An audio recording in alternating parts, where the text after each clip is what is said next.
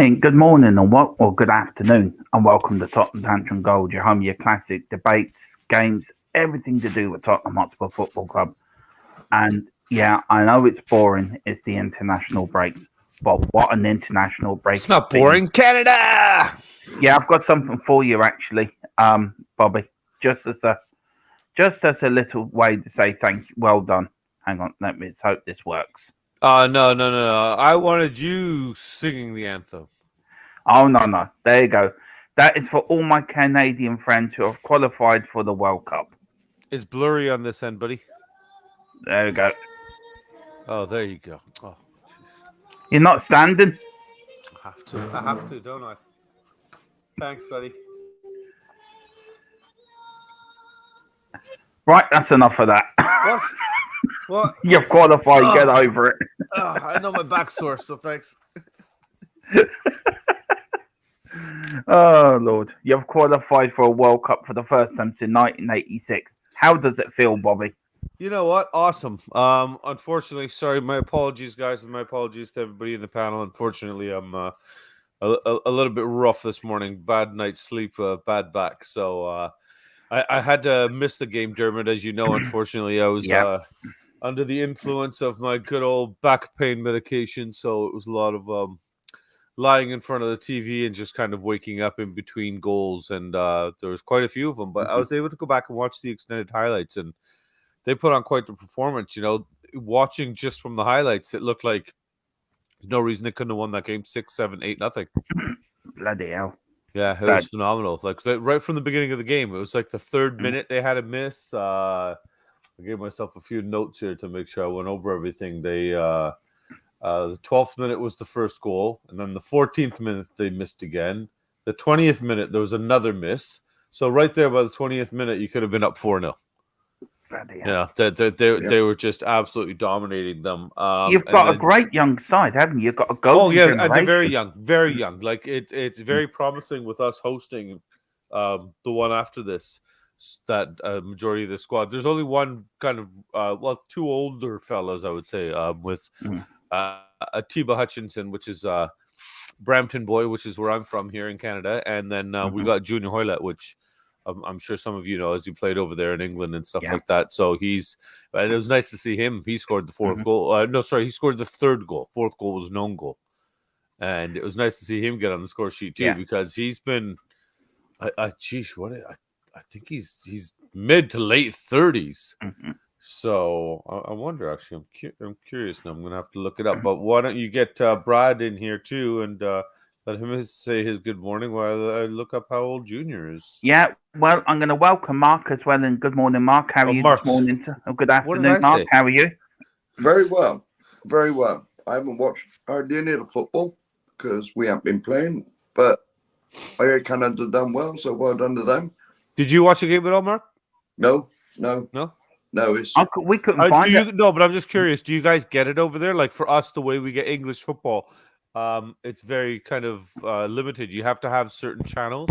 You have to have subscription channels, like you guys do. You have to have Sky or whatever. I didn't see it advertised. Anywhere. We didn't get it in Ireland.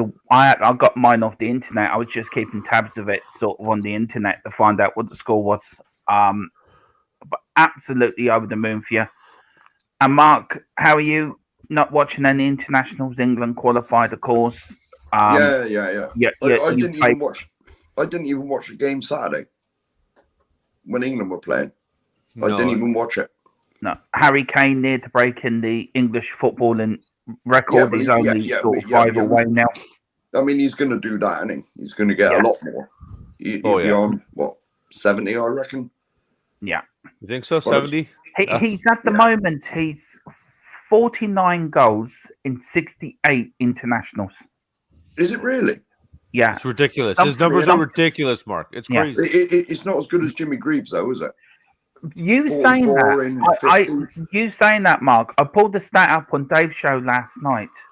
Harry Kane has scored 0.65 per game. Yeah. Jimmy Greaves was 0.70 per game. Yeah, but you got to remember. You got to remember who it was done against. Yeah, but it's still.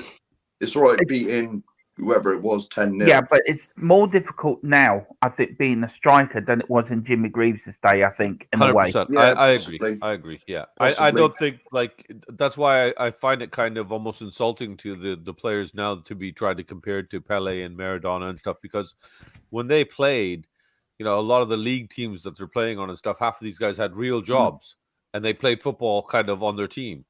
Now, and this is in every sport. You look at American football players back in the 60s, there was guys that were working in automobile manufacturing plants and then playing football, professional football. Yeah. Right? They weren't making the millions that they do now, but now, because they make so much money, they concentrate only on the sport. Yeah. But it's not just 2 or 3 guys on the team. Now everybody, the sports science that's behind it and everything, the fitness, the endurance, these guys are faster, they're stronger.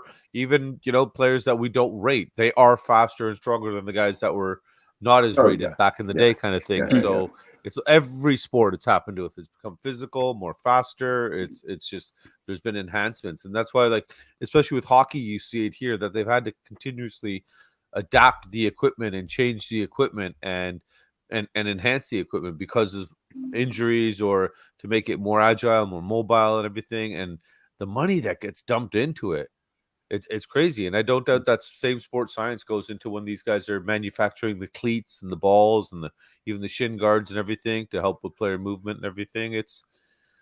So that's why it's hard to compare. It really is. Like you said, Mark, you can't compare the eras. No, it is. But let's get in. Firstly, I want to let's do this first now. Firstly, I want to thank the Patreon members who have paid. Now, if you want to become a patron like Mark below, I'm starting a show called My Spurs Stories. Not with all saying my name. members. That was a hint, I think. Okay. Yeah. It wasn't a hint, believe me. You can if you want, but it wasn't a hit. But when I was starting the show, which I'll be doing live this week, Mark, on Thursday at 9:00. Yeah. Because we were supposed to do the Ellie special, but Ellie can't do it, so we're going to postpone Ellie's show for just a little while until we get things right. But we'll start with your show. Looking forward to that tomorrow. It was on Thursday. I can't do anything tomorrow. It's my wife's birthday tomorrow, so I have to take the day off. And you know what? Yeah, don't worry about our subscribers and the people that come in and commit their time. These handful of lovely folks that give us their time. Don't worry about them. It's all about your wife. I've got my apologies to everybody for Dermot being selfish. I'm sorry, but me and Mark will be thinking of all of you. Okay, well, you two can do a show if you want to. You don't have to do it with me. You two can do it on your own tomorrow evening. I do Tuesdays and Thursdays. I don't know what days you've got Mark on. Whenever I'm asked. Yeah. Anyway, Patreon members: Moondog, Mark Cousins, Philip Brady, William Kelly, Wayne Bonner, Aaron Dubb. Thank you so much for being Patreon members. It's all appreciated. So should we get on with some of the comments? Yeah, let's say good morning, everybody. Yeah, we've got Celery Agent here saying oi oi oi. Big up Celery Agent. We've got Barry here, timekeeping. So, now this is my fault. I am sorry. The guys came in. I was listening to a bit of AC/DC this morning, trying to get myself in the mood for the show. A bit of Shoot the Thrill, a bit of Thunderstruck. We won't tell everybody how when we logged in, you were doing lap dances to AC/DC. Getting ready for the wife's birthday tomorrow. We know. It's okay. Yeah. Okay, we'll get rid of it. No, I won't get rid of him. And Bobby's saying terrible. Right, I'm going to speak to management. Yeah, we'll get a bollocking after this show. Believe me. Right. Okay. Morning. Cut. Hang on. Did I miss one? No, I didn't know. And we've got Big Up Ellie, the queen of the Harris Army, the queen of the TTG Army, the queen of every Spurs show going. And I'll tell you one thing, that woman is a diamond as well. She's a lovely, lovely lady. She says, "Hiya guys, big up for your incredible nostalgia. Look back at the glory days of our world famous club. Great job you do too. Love it. Thank you very much, Ellie. It's for people like you we do this stream for." We've got some fella called Bobby K, some Canadian, being happy because Canada of qualified with over. Nice picture, good looking guy. Yeah, he's a good looking guy. Yeah. Really? Yeah. Who's that? His kid in the background? Oh, it looks like a good father figure. Yeah, he does. Looks like a good man. No, he is. Bobby Right, K's Derek. a great man. There you go, Bob. How are you? Right. Good afternoon, gentlemen. Derek Hutchinson. Big up to you, Derek. Thank you again. We've got Ellie. Big up, Mark. Great character, straight talking, doesn't mess with his words, gets to the point, which I love. There you go, Mark. There you go. You got a fan. There you Ellie Yes. go. see that, and then he I got gets one. his back. Because I'm the complete opposite of you, Mark. That's why we all get along. And Ellie What also point? I says, forget what I was talking about. Ellie also Morning, says, Alan.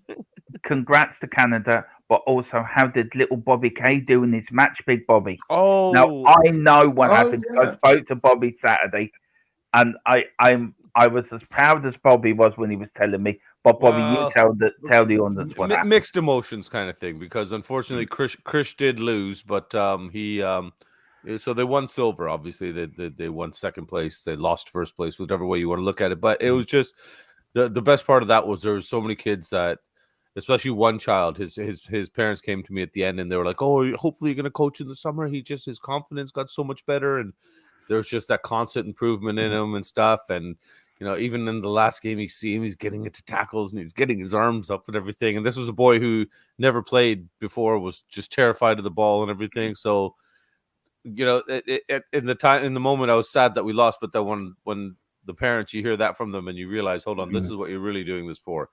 That made me feel good and everything. And Chris was a little bit upset, but then once he kind of bring it down here. No, I think he's got it upstairs still. His medal has got a blue. The band is blue, and it's a silver medal, obviously. So it kind of reminds him of Tottenham colors. So he was like, "Oh, Dad, this is better than the gold one," because the gold one, it wasn't really that nice, anyways. It was more like a bronze. I'll take the silver. It's prettier. Yeah. And Big Bobby K, he won his match. So unfortunately, they were playing for third, fourth place. So they did end up winning their bronze medal. So that was really nice, and all the kids were happy. That was a crazy game there. Penalties at the end, I think it went 9-8, 8-7, or 9-8, something like that. Yeah. Pretty much everybody had to take one, so it was kind of neat. Oh, so they play 9 aside, do they, or 8 aside, or? With Christian's team, because they play half pitch, they play 6 and a goalie, so 7 aside. Yeah. With Jay's team, they play 9 aside, 8 and a goalie. It's an indoor pitch, so it's a smaller field. It should go on. Yeah. It's on there. Yeah. You good there, Dermot? Yeah, fine. Yeah, right. We've got Alan Harris. Morning. Hope you're all good. Good morning, Morning, Alan. And then we've got Josh, the Tottenham guy. Big up, Josh. He's got, I think, on the first. Josh, tell me if I'm wrong. You got Steve Perriman on. So congratulations to getting Steve VP on. That man, I've done 2 shows with him, and that man is a gentleman. He really is. He spends time with you. He's a great fella. So big up Josh for getting him on. Best part about him is the way he tells stories. Yeah. He's the kind of person you could just sit there and actually listen to. Because there's some guys that's just 2 seconds later you want to tune out and be like, okay, I can't take this anymore. It's like him and Mickey Such a great storyteller. It is. And then we've got him. He say, I don't see Brazil beating San Marino 10-0. No, only 9. I reckon 8. I reckon they'll struggle at 8. But big up Josh anyway, and the best of luck with Steve Perriman. Can you let us know when it is, please, as well? So we can let people know to come over to you and watch you when you have your big night. We've got Carl Simpson, 2 of 400 guys. Just know it's almost there, 100% deserved, and a whole lot more. Yeah, we've been we need 2 more. We've been stuck around 398 now for the last couple of days. Man, so I created 3 fake accounts too. Yeah, hopefully we'll be able to get over that 400 mark live on this show, and but we're not stopping there. We're on the push to 1,000. We're down with 600 off, and I want to get to 1,000 before the start of the World Cup. That's our aim. March 29th now. Yeah, we'll get to 400 by the end of today. We should get to 1,000 by the beginning of April. Yeah, no problem. So, cheers. Thanks very much, Carl. John Fitzpatrick, big up, sir. It says big up, everyone. Morning, John. Morning, John. Hope you're well. Yeah. We've got Brian Maguire. We're all family. We stick together, thick and thin, cause this is what it's all about. That's exactly what Brian big on. That's our comment of today so far. I'm giving that. That's brilliant. Got Paul Brown. Afternoon, all the coys. Yeah, good afternoon, Paul. Love that. And then Josh saying, yes, it is Oh, okay, Friday so the there you go. 1st of Friday the April, 1st. mate. And he said 7:30. 7:30. Josh, you will have a blast. Yeah. That man is an absolute diamond. Great. Some of the stories that, I mean, I had the pleasure of speaking to him personally. He even added me to his WhatsApp group. I mean, Steve Perriman added me to WhatsApp, and it's just unreal for me. But that big up, Josh, and I hope everything goes well. I'll be watching. Good I'm luck sure with that, everyone Josh. else will. I've got Ellie Hay, great lad, getting silver, still brilliant. Oh, Yeah, thank you, brilliant Ellie. for Yeah, Bobby thank you. Cage, lads. It's not the winning, it's the taking part. And for you, Bobby, to do what you do with them children, I tip my hat off to you, sir. I appreciate it, buddy. Absolutely. Thanks. Yeah. I love it, Absolutely. Dermot. It's honestly the only thing better than yelling at your own children is getting permission to yell at other people's children and them wanting you to do it. Yeah. It's amazing. Yeah, It's yeah. great. It's fantastic. It's quite funny. And then we've got Alex T. Actually, big up Alex. He says, Morning, big Alex. up Dermot, big up Alex. Alex, if you want to pop on, let me know, and I'll send you a link, sir, because I'd love to get you on and talk about the internationals and where things are going. But that's up with the comments. No, we got one more. We got one more. Have we? Oh yeah, we've got one a few more. more. One more. Come on, you're one of your Yeah. favorite names, man. How can you? I leave know. that out? I love this. It's like your favorite name in the chat. It is. It actually is. He's Morning. brilliant. I love the name. It just makes me want them to call Tottenham Hotspur Stadium White Hart Lane again. They should name it the White Hart Lane Stadium. Yeah, well, everyone's going to call it that anyway. Huh? Everyone's going to call it that. Yeah. No But I matter think what it's called. yeah, it says, hey everyone, big up. And then we've got Alan Harris. It says, I'm going to the first Steve Perriman shows on the 17th of June. Yeah, he's got a few coming up, about it around Essex and London and everything. And also Mickey Hazard is doing a special on the, I can't remember when, it's in the lab, it's in one of the pubs near Tottenham. He's got Ozzy Adilis, Ricky Villa. Yeah, I saw that. Now, I would, that would be a dream show for me to get Ricky Villa and Ozzy Ardiles on to do a show on here. So, but we have got Mickey Hazard coming up. I have to arrange that, but we have got Mickey Hazard coming on to the show. But what I'm going to do is going to be like we did for Steve. We did a Bill Nick special. We're doing the Keith Birkinshaw special. Ooh. So and Mickey Hazard played on the Keith Birkinshaw, so it'd be great to get his stories about Keith Birkinshaw and also get Mickey's stories of his time at Tottenham. Yeah. I still can't forget the story he told when he was in the bathroom with two Tottenham players when he was in the reserves. It's a bit early to go into it now, but just to say it was very funny. So anyway, that's all done. I think that's all the comments. Hang on. Oh yeah. We've got one here from White Hart Lane. I love that name. It says, appreciate that, guys. It's only right to make it my YouTube name as it's my last name's right. I've not changed it since I thought of it. No, it's brilliant. No. Brilliant. Yeah. I love it. Great call. I absolutely love it. Anyway, I'm going to put the link into the chat if that's okay with you guys. Carry on. As well. And so if anyone wants to pop on, because I want to start about Harry Kane. Sorry, just out of curiosity, Dermot, when you put us on the spot like that, can we really say no? Yeah. Yeah. You have the veto. Guys, I'm putting the link in the chat. I've already put it in. Is that okay? I haven't put it in yet. I was saying I was putting it in. You do have a veto. That's what my wife does, Dermot. Come on now. Right, it's done now. Not getting over it. Right. I want to start with Harry Kane. Where do you rank them? I'll start with you, Bobby, and then go to Mark. Where do you rank them in the history of strikers? In what? His strikers of the league and all the Premier League and the world history of strikers and of Tottenham? What? Well, of Premier League? Of Tottenham history. In Tottenham history, I would there's no way you couldn't argue that he's in the top 5 for sure, because strikers now I'm very partial to kind of one person in particular who's hanging over there, and his name is Teddy Sheringham. So there'll be arguments that, no, he wasn't the greatest, but his vision and everything. Okay, he didn't have pace, he didn't have this, he didn't have that. Well, everybody has things and doesn't have things. But Klinsmann, Sheringham, Greaves up there, Harry Kane's up there, and I think he's easily one of the in the top 5 for our history of our club, and he just keeps doing it. But there's an interesting conversation going on. Oh God, my apologies to all you streamers. I know I was watching the shows in the background when I was kind of in La La Land with the medication, but I don't know what show it is. But I know somebody was talking about they were talking about how Nuno was basically doomed to fail from the beginning, especially with the setup that he was given. It was just basically about the managerial change and everything. But one of the points that they brought up that I thought was actually spot on was the fact that Kane basically didn't show up for the beginning of the season. He was checked out. So that kind of contributed to Nuno's demise as well, right? Do you think he down tools, or do you think he was just tired from the League Cup final, then the European Championships, and then the whole debacle about is he, isn't he? You know what? I want to believe. I want to believe that he was emotionally and physically drained from, like you said, the manager search, the loss of the League Cup, the loss of the European Championship, the loss of not being able to get his transfer, and the fact that he realized my brother is a complete friggin' moron and I should have never have signed him as my agent or appointed this guy in any kind of capacity to handle anything financial for me other than a coupon for a toucan dine at McDonald's or something.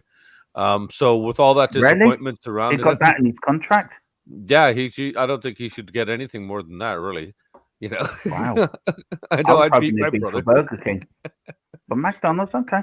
All right. That's rubbish. Anyway, I Mark, couldn't remember if you guys had Burger King. That's why my Yeah, preference. no. Yeah, we've got Burger King here. Yeah, that's right, the best Mark. one. Same as you. Where It's been do a few you years place? since I was over. So, Where do you place Harry Kane in the history? For what he's done, top two. Behind Right. Jimmy Greaves. yeah. Yeah. Like, Would you like to I'm know? not- I'll read you out, Mark, very quickly, and I want your thing on this.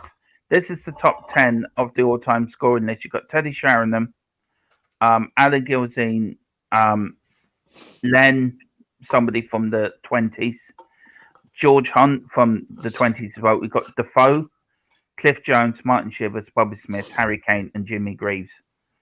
Yeah. At them top 10, do you think, who would you have now with Harry Kane? If you could pick a striking partner for Harry Kane, who would you pick? Well, it'd have to be Jimmy Greaves, wouldn't it? It'd have to be. You know, I'm not old enough to remember him, but like from what I've heard and what I've seen, you know, he was just incredible. But I mean, from what I've seen, though, Mark, wouldn't you say that they're almost similar in their play style, like the way they're big strikers kind of thing? And yeah. Jimmy Greaves was faster. I never saw anything of him, like obviously just other than what Dermot puts on at the beginning, right? No. I mean, he's definitely the best one that I can remember. You know, the earliest I can remember is probably Crooks and Archibald, but that they were two, you know, that they were there together. I mean, you got to remember Harry's been stuck up there on his own with really nobody.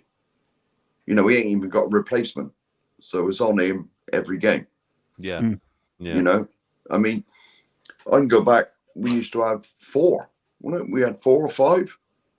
You go back to Crouch and Defoe and well, Crouch. Even with what you had Robbie Keane, Berbatov, Robbie Keane, Defoe, yeah, we had at least 2 always. Now we got 1 and a youngster. You know, who's 17, Dane Scarlett. But we're just going to wait another 3 years, and then he'll be 20, and then we could say we've got a second striker. Well, there we are. Yeah, I can quite see that, to be honest. I can quite see it. But what are we, 5-6 years into a second striker search? Yeah. Yeah. Since pretty much we you know, and I have this argument with a friend of mine that I don't, you know, people want to sit here and try to, the newer fans, I'll say, instead of us ones that have been around pre-Enoch, are going to sit here and try to give Levy credit for finding Kane and this and that academy player, blah, blah. No, I'm sorry. Go fuck yourselves. No. We got lucky with Kane. Yeah. We got really lucky with Kane.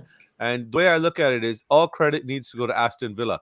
Because if those fuckers didn't know how tight Levy was and didn't hold on for that extra £1 million, they wanted that 21 million for Benteke, and we were stuck at 20. We refused to give that extra million. Because of that, we ended up losing Benteke. I think he went to Liverpool at the time or wherever he went, and we had no striker. And then I think, what was it, at the time we had Soldado or whatever, or I don't even know who we had. They got injured, and Kane was basically forced into the role. Yeah. And he took it, and once he took it, he just never let it go. So we just got really, really, really lucky there. Yeah. And it's thank God, really. Because he did well everywhere he was out on loan, right? Even Leicester, Leighton, Nottingham, everything. He did decent. He was always well liked and everything, but he didn't light it up the way he did for us. And now he just seems to be. He's like a fine wine. He just keeps getting better in all aspects of his game. He's just amazing. Yeah, and you got to remember, he's done it on his own. Yeah, he's done it on his own. Yeah, there's no. You're right. No big supporting cast. Yeah, there's none of this. You can have a rest this week. We got someone else to fill in for you. Yeah. No. There's none of that. No, he's there on his own. He is. He really is. Right. I've actually got a little surprise for you. Oh, we've got Brad on as well, so I didn't see Brad there. Hey, good morning, Brad. What's up, Brad? Hello. Same question. I'm sucking a lozenge. My throat's pretty bad still, so. Oh, no. I have to cough a bit. I hope you feel better, man. Yeah, I'm hoping to change in the weather. I think because we had a bit of warm weather last week, so it's like a hay fever. Yeah, it's happening to a lot of people right now. Yeah. Same question to you. Where would you place Harry Kane in Spurs history against the other top 10 strikers we've had in that list? I think it's in the top 2. If I had to pick my best ever Spurs 11 using 2 forwards, 2 strikers, I'd have Kane and Greaves up there. I think he's been his record. His record speaks for itself. You can't have a record like Harry Kane's got. He's about to break Jimmy Greaves' record, and who would have ever thought of that? We've had your Linekers, we've had your Sheringham's, we've had your Martin Chivers. Who Martin Chivers at his time was probably one of the best strikers in Europe. We've had loads. I mean, Clive Allen scored those 49 goals. Yeah. We've had so many good strikers, but Harry Kane is about to break Jimmy Greaves' record. And that's an incredible achievement. So, I mean, I've got his list here. I mean, Jimmy Greaves had 379 club appearances to 374 so far for Harry Kane. His total goals was 266 to 243. In the league alone, Jimmy Greaves scored 220 to 178 for Harry. Domestically, in the Cups, 37 goals for Jimmy Greaves, 21 for Harry Kane. In Europe, this really surprised me. Only 9 goals for Jimmy Greaves in Europe. Oh, really? Yeah, and 44, which is he's the record holder goals for Europe. Now that gives them goals per game. Jimmy Greaves 0.70 and Harry Kane 0.65. But if you want to know who was actually had the best goals per game, was actually Alan Gilzean. Alan Gilzean. Okay. Yeah, well, it was Bruce and Gilzean at the time. They were the G-men, as they used to be called. Yeah, 133 goals and 439 club appearances, 93 goals in the league, 27 in the Cups, and 13 in Europe. And then the next best one after that is actually Jermaine Defoe. All right. So he's 6th in the all-time list. But as you say, you haven't got a Gary Lineker in there. Teddy Sheringham's number 10, but you haven't got a Gary Lineker or any of them in there. I mean, the top 3 is Jimmy Greaves, Harry Kane, Bobby Smith, and Martin Chivers. They're the top 4. Yeah, and then Cliff Jones. And Cliff Jones was a winger. He was rubbish. From a period of time where there was a lot more goals in those days. I mean, the way they used to play. And you could argue the same with Jimmy Greaves. He was in an era. But then again, you could also, to counteract that argument, you say, well, Jimmy Greaves was playing on pitches of mud heaps, where defenders would basically, kick you into the stand. So you could balance that. But I think I will go on, if I had to pick my first 11 that I've actually seen. There would be Kane and Greaves up top, definitely. Yeah. I've got a few things. If I hit these, Bobby, do you want to read them out for me? Sure. These few comments. Where are we at? Up here, White Hart Lane. If I make an appearance on YouTube one day, it will be on this channel first. My favorite Spurs channel, Dermot. Thank Good you of you very right much. out late, and the link's always in there, so please do jump in whenever you want. All are welcome. And that's very kind of you saying it's your favourite Spurs channel. Thank you very much. It means a lot. Thank you. And then we've got another one here from Going to Amsterdam on Thursday. I'm meeting my friend who lives in Holland, who is a Newcastle fan. Well, hopefully on Saturday he's not your friend then, because opposite sides there. As perfect as we were playing them, I'm away, so I'll watch it with him. Good. Hopefully at the end you're smiling and your friend is not. I won't ask where. Well, I won't ask where in Amsterdam. in the blue light district. You can't go to the red light district. We can't go Arsenal colours on Thursday. Could you imagine Jimmy Greaves playing off Harry Kane passing masterclass? That's it. I mean, Jimmy Greaves had great pace over those sort of 5 or 6 yards, strikers. So you can imagine him putting those pinpoint through balls and Greavesy running onto it. Yeah, that'd be amazing. Sadly, we'll never see it, but that'd be amazing. No. Personally, I think we should have kept Vinicius. I thought he was a good backup, considering what he did for the amount of time he had on. I think we've had a lot worse than what he did. So that's a question I'd like to ask all of you. I'll start with you, Brad. Should we have kept him? Yes or no? Okay. No, because I think £30 million to buy him was too much. 32, yeah. But if you take that out of the equation, so we had him on loan again, then I say yes, because I thought he did okay, and we haven't replaced him. If you see, he hasn't gone back to Benfica, and then we bought another striker in. So yeah, on that basis, I would have kept him, but it's the age-old question, isn't it? With Tottenham, with getting strikers, to play. I mean, any strikers can be second fiddle to Kane, really. So it's getting those players that want to. But I think you either go down to, say, the Championship, get some people running who will just jump at the chance to play for Tottenham Hotspur Football Club in the Premier League and won't mind sitting on the bench and coming on. Or you get someone that's young enough to come in. Unfortunately, Dane Scarlett's too young at the moment. I think it's unfair to put a lot of sort of thing on him. I think he turned 18 the other day, didn't he? I think. Yeah. So Troy Parrott as well, but he's still classified as young, and he's a couple of years older than Scarlett. So if he's not ready, how can we put that expectation on Dane? Yeah, exactly. Exactly. So I think. But then, we had the chance of players like Ollie Watkins. All right, 34 million is quite a lot for him. We got is that how much you went for? 34? I thought it was with the 20s. No, it was quite a big.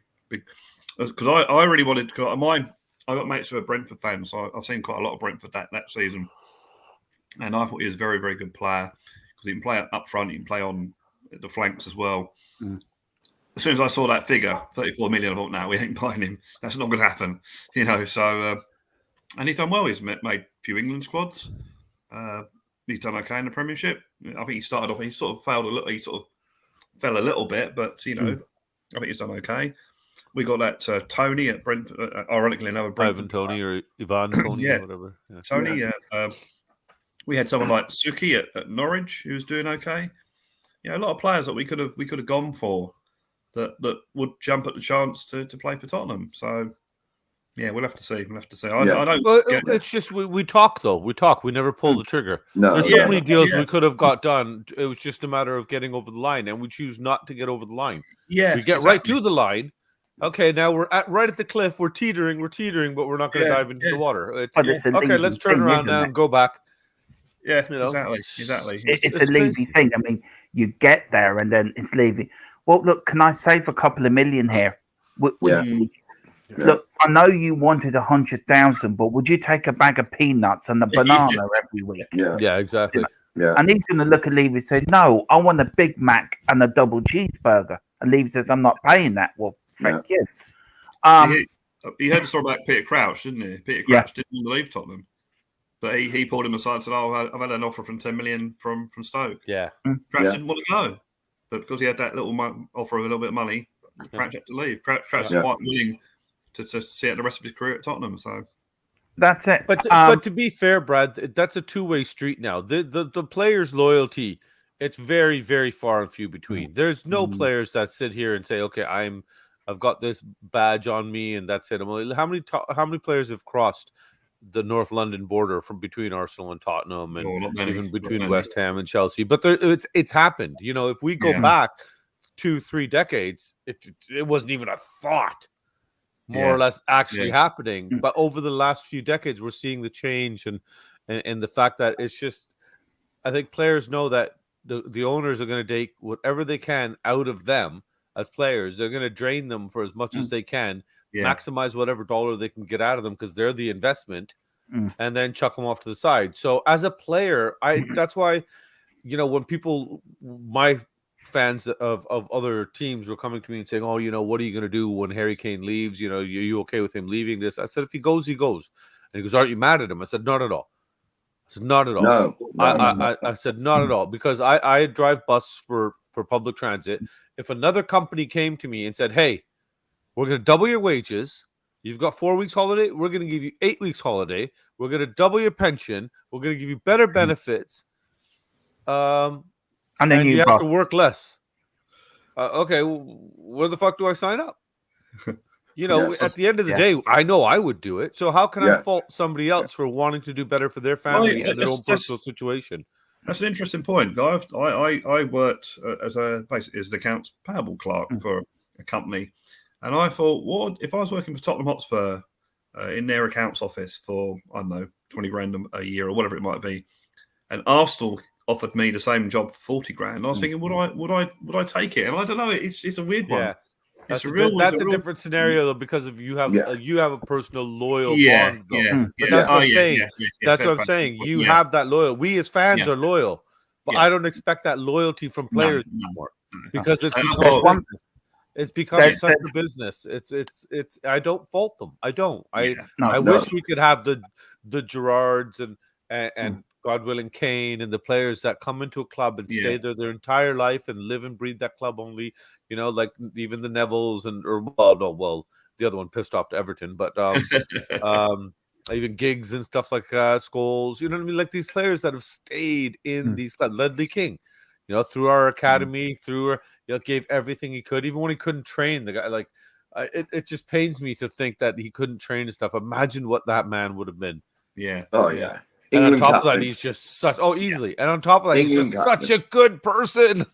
You never hear anything bad about it. Anybody I know that's ever met this man has nothing but pure, utter class, respect, and it just oozes out of them when they speak about him. So, Mr. King, if you're ever available, please join us. I know these guys like to talk to all the older folks. No disrespect, Mr. Perryman, Hazard, and everything. And I met Keith Birkinshaw, lovely guy.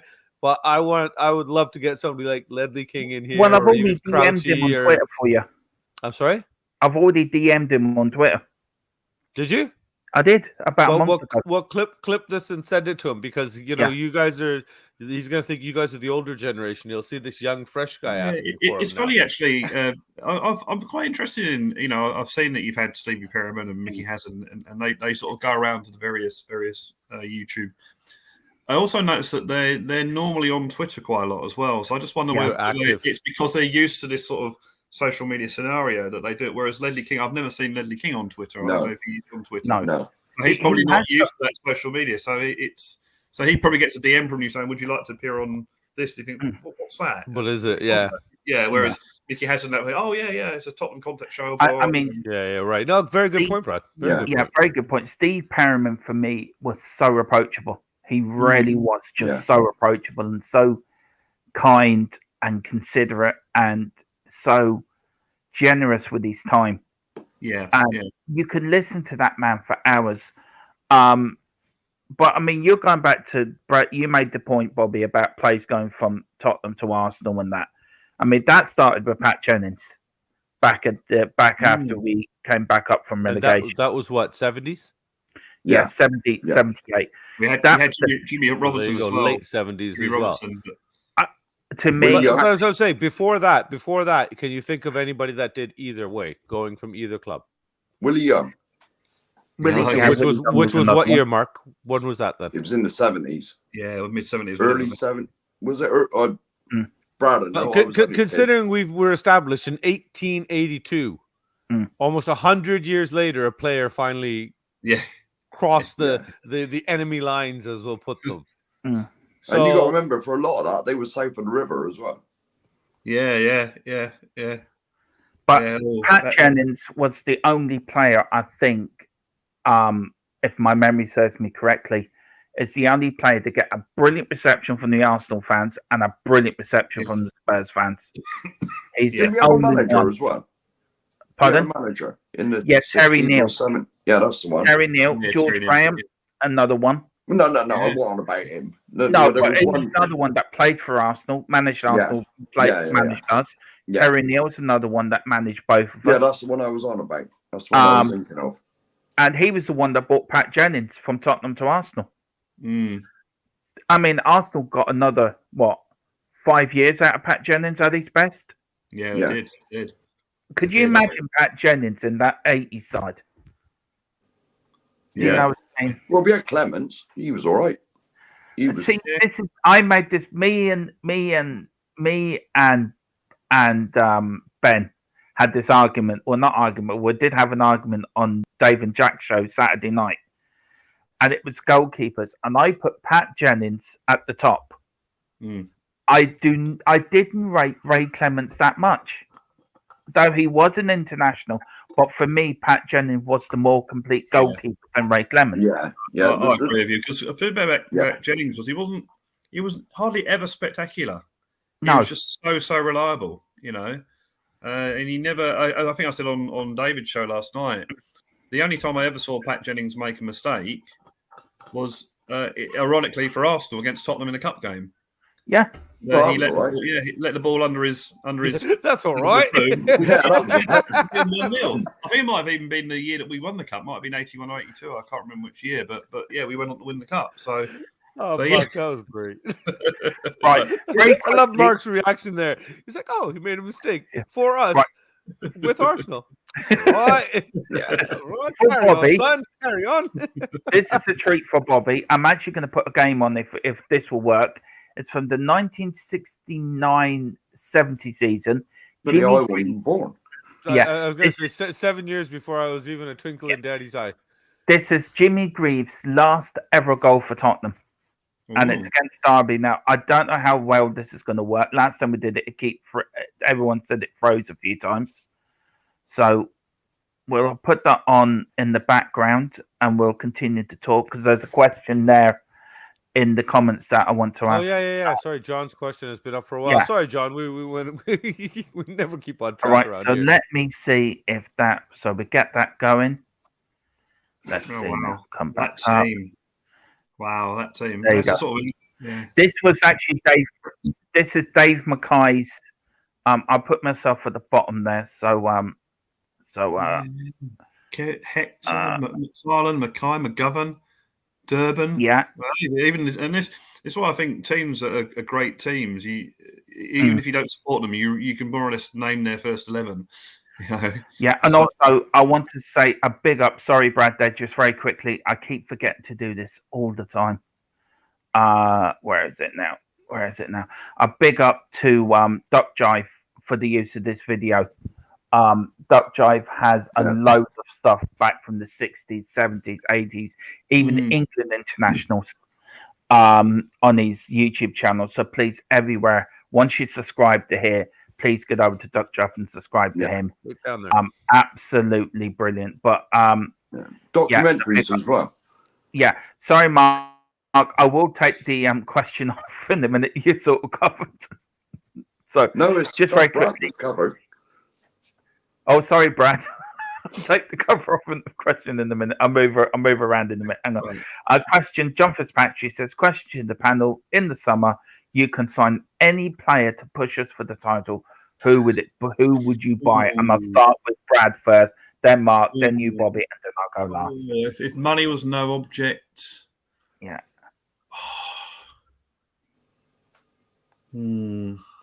That's a difficult one. That's a really, really difficult one.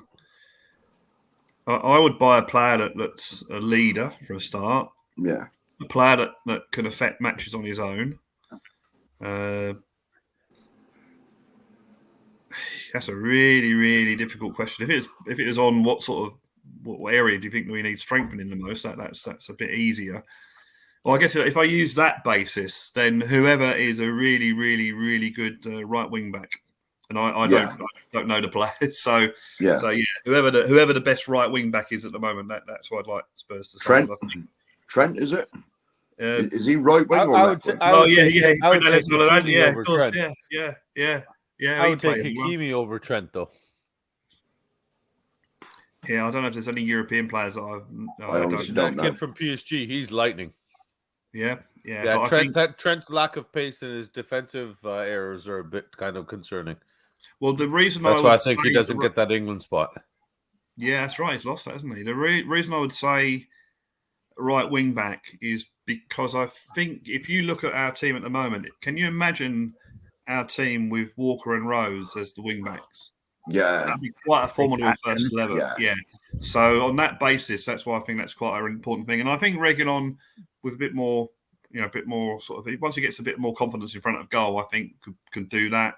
Yeah, I'm not so happy. I think we had this discussion last night, Dermot, didn't we, about Doherty versus Emerson, and I think the conclusion was that Doherty is good going forward. Emerson's better defending. If you could combine the two, you might have a decent player. But I think I disagree with you. Emerson for me is useless.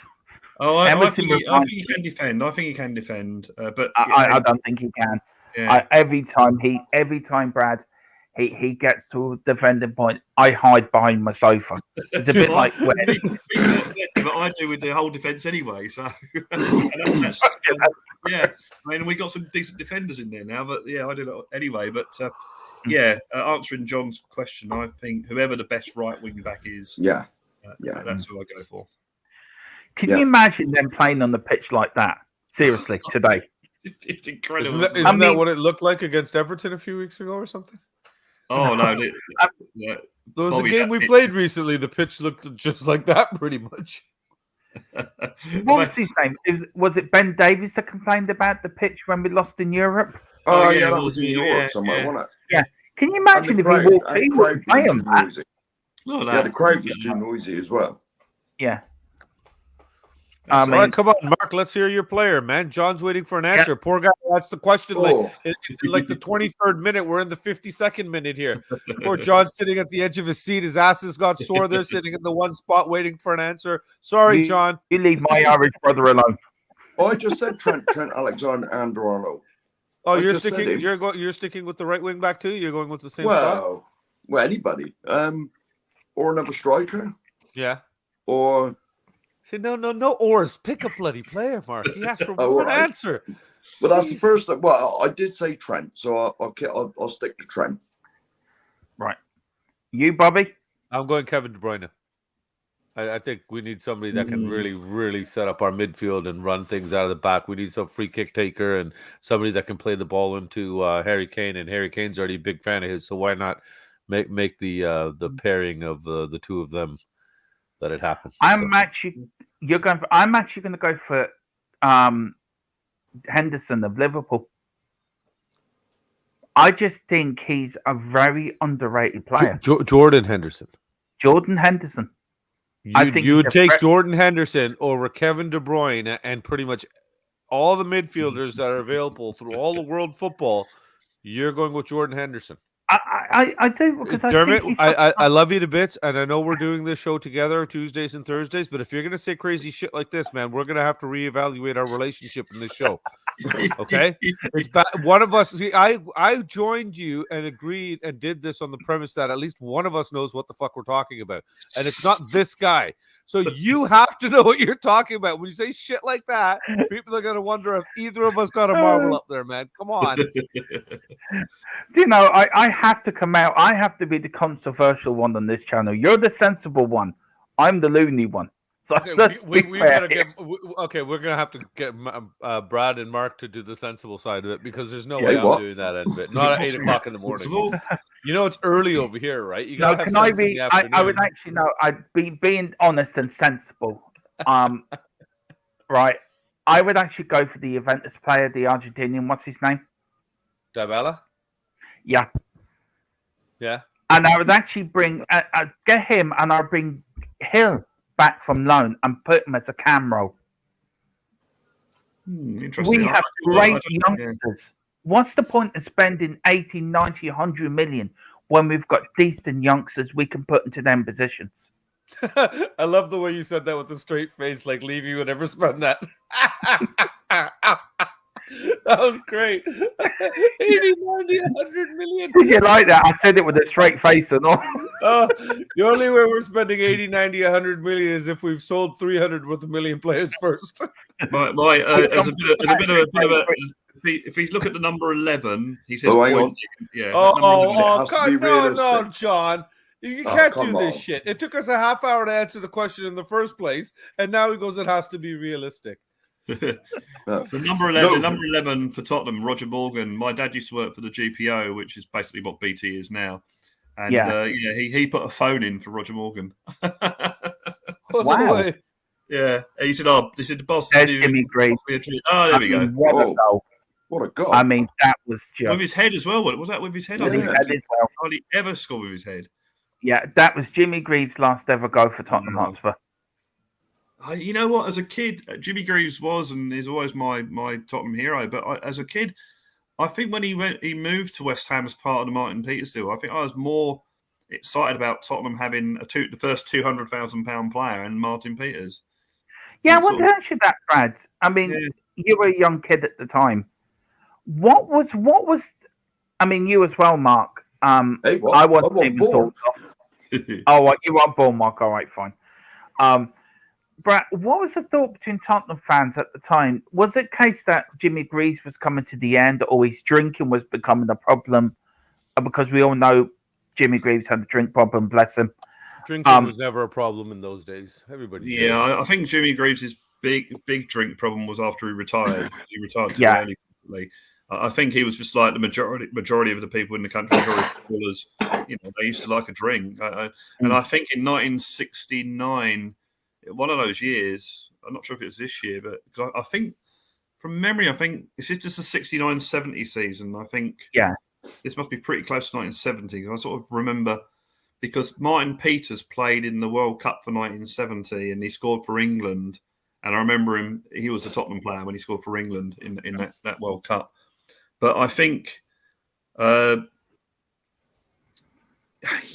hard. It's hard as a kid, as I say. I don't remember being outraged that Jimmy Greaves had been sold. I was more excited that we were buying Martin Peters, who was the first £200,000 player, and that was exciting in itself. Yeah, Didn't and he get his first game and that sort of thing. Didn't he have a disease or something? Jimmy Greaves? It was just after the '66 World Cup. Hepatitis C. Hepatitis, that's right. Yeah. And you know, he missed half a season, right? He came back into January and still ended up the club's top goal scorer. Yeah. After coming back from hepatitis B. Yeah. I mean, that says all about the great man. We've got a few comments here I need to get through. Sorry, 1 second, Dermot, before you get into that. This is going to drive me crazy because we have to finish off with John Fitzpatrick's question. We have to, because first he asked the question, then he said we have to be realistic. So now we have to give him a real answer, somebody that would actually be in our budget and fit into the role of the players. So I'll go with Lampard or DJ Spence there. That's simple. It's two players that I think we could bring in, would impact our team. We need somebody on that right side. So, both English players as well, homegrown. So I'll go with either one of them. I'll go with JWP from Southampton. I think he's realistic as well. And he's a great little player. Brad? It's hard to disagree. Sorry, I'm watching Spurs attacking here. It's really getting to hold the game. You're distracting him now, Dermot. You're distracting Brad. Actually, John Ward-Prowse, that's not a bad call, actually. Yeah. Let's put it on its head. Let's buy an achievable striker. And I don't know who that is, but a striker that's out there. Just so that we can...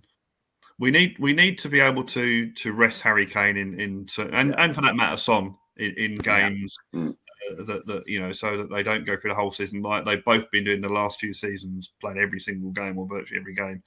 So I would say I like the idea of that of Bobby, the Forest player. As you say, he's English. It's that English quota. I like the idea of John Ward-Prowse. I've always liked John Ward-Prowse and someone who can actually take a free kick. Harry, if you're listening. So to turn it on its head, I think if we can find some sort of striker, some sort of other forward that can play, that can score goals. Like you said before, somebody out of the championship, or I think even somebody older, maybe somebody that's in their 30s, early 30s kind of thing, that's kind of proven elsewhere, come in for the last 10, 15 minutes kind of thing. Yeah. And this is what Conte said. Carl says Hakimi's available. Interesting. That's interesting. That's very interesting. I really rate the kid. I think he's lightning, but if he's not doing well at PSG, then oh, Ellie. Barry Danes, they used to call. I don't know who that is. I had to live through Hilario Gomez, or Hilarious Gomez, as we call it. They used to call Barry Danes. My cousin used to say, is actually brilliant. He used to say that Barry Danes, they called him Dracula because he feared the cross. I have a Pat Jennings story. I met Pat Jennings one night. Me and my father, we worked in construction, and we did a job for a company. We'd done it ahead of schedule. We'd done it about a week ahead. And as a thank you, our boss took us to Tottenham. He had a box, and he knew I was a massive Spurs fan. Anyway, I went with my dad and my brother, and my brother loved it because my brother was a bit of a show off, a bit posh. And there's me. I'd rather be in the stands when my brother would rather be in the box. And the only thing I enjoyed about it the most was I hated being in the box because I couldn't sing the Tottenham songs. I couldn't be with the fans, and I've just felt it wasn't part of the atmosphere. Yeah. But the only thing I did, I met Teddy Sheringham that night. I met David Ginola, and I met Pat Jennings. And I tell you, that man stood with me for a good 10, 15 minutes, talking to me about his Tottenham career. Wow. And asked any questions I wanted to ask. His hands are as massive as shovels. Yeah, he was well known for that. And I said to him, my mother was from Northern Ireland, she was from Armagh, and we used to live next door to Jerry Armstrong when I was a small kid. His house backed onto our house. And it's like I've said the story before. I remember the 82 World Cup, going to school with his children. I was friends with his kids. We were friends. And he was like such a lovely gentleman. He really, really was a perfect gentleman. And you look at today's players, they wouldn't even give you 5 minutes of their time. Yeah. But you look. But to be fair, Dermot, before you'd get these players, they had 100 people that are going to come bother them after a game, maybe. Now these guys get surrounded by thousands, and even with the social media, let's face it, you make a mistake as a player in one game. And the way we attack these guys, mentally, it's got to be crippling to them. Yeah. So they get fed up of dealing with people. They're just like, fuck it. He's have a real deep Irish voice as well from memory, Pat Jennings. Because as kids, he did. We used to have this joke. A bit like that there. My name's Pat Jennings now. I'm from Derry. Yeah. We used to have a joke about Pat Jennings talking to Alan Ball, because Alan Ball had a really high, squeaky voice. Well, how you going, Alan? Oh, hi there, Pat. How's it going? So, as a school kids, we used to think that it's hilarious, sort of doing that. Can I just say, I missed that stand. I think that's the West Stand, isn't it? It is. Yeah. It is, I missed the East Stand because it for me, the old White Hart Lane was just something. I mean, I still can't get over that pitch. But Ellie says the best goalkeeper, Pat Jennings, he was the cat and the hat. Yeah, he did. With White Hart Lane, I love this bloke. I love his name. I smile when I see him in the comments. I genuinely smile because I think it's brilliant. Great, his name, like you said, that's his last name. So genius. Yeah, it is genius. And I have to say, Jack came up with the tantrum bit for Tottenham Tantrum Gold.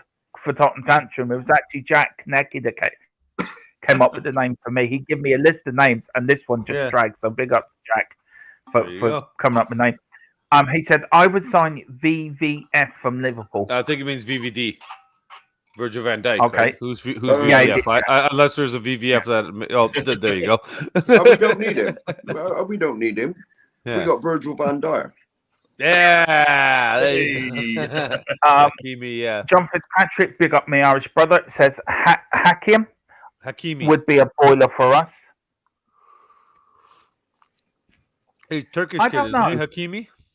Yeah, I don't know. For me, well, he can play on the right wing or right wing back or right back. So that whole side has been an issue for us till Decky Yeah, came but along. we've But got then if we we've got could push, Doherty. Why do we need a right wing back? We've got the Irish Cafu. Why do we need? I'm so glad your face is covered with John's name and his post right now, because you can't be saying that shit with a straight face. That's the second comment. That's the second comment now today, Dermot. Come on now. You're just completely out of order today, man. Have a card system, yellow card. Yeah, straight card, Trevor. Straight red for you, Dermot. I am laughing saying it. Believe me, I am laughing. But no, it's better than Emerson, to be fair. I just want I want consistency, and I want it across the board from our entire starting 11. And like we get on the fact that in this game, Son and Kane didn't show up. If they were on, we would have won. We put the onus and the blame on these two strictly. Well, you know what? If we would have the opportunity to give these guys a damn break, then we could get on them and say every game we expect them to perform. But we can't. They're not machines. They're going to wear down. Injuries get to you and everything, mental form and everything. Can't give these guys a rest, man. Yeah. Ellie, big up Ellie. She says, "Look at the pitch they had to play on. Jennings used to do a line in the middle of the goal by scraping his boots on the dry mud, so he knew where he was in the goal." Wow. Yeah, that's true. Yeah, because look at that. It looks like they've been racing horses on it or something beforehand. The way it's what happened was there is actually a story behind it. There is a story behind it. The grass got a disease in it. It happened again in the 91-92 season. The grass got sort of disease in it. And they had a lot of rain, I think, around that time. So it was so muddy, they had to put sand over it. Yeah, that's Yeah.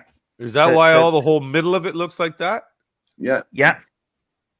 Because honestly, that looks like we've got a horse racing track about 10 minutes from here, 15 minutes from here called Woodbine.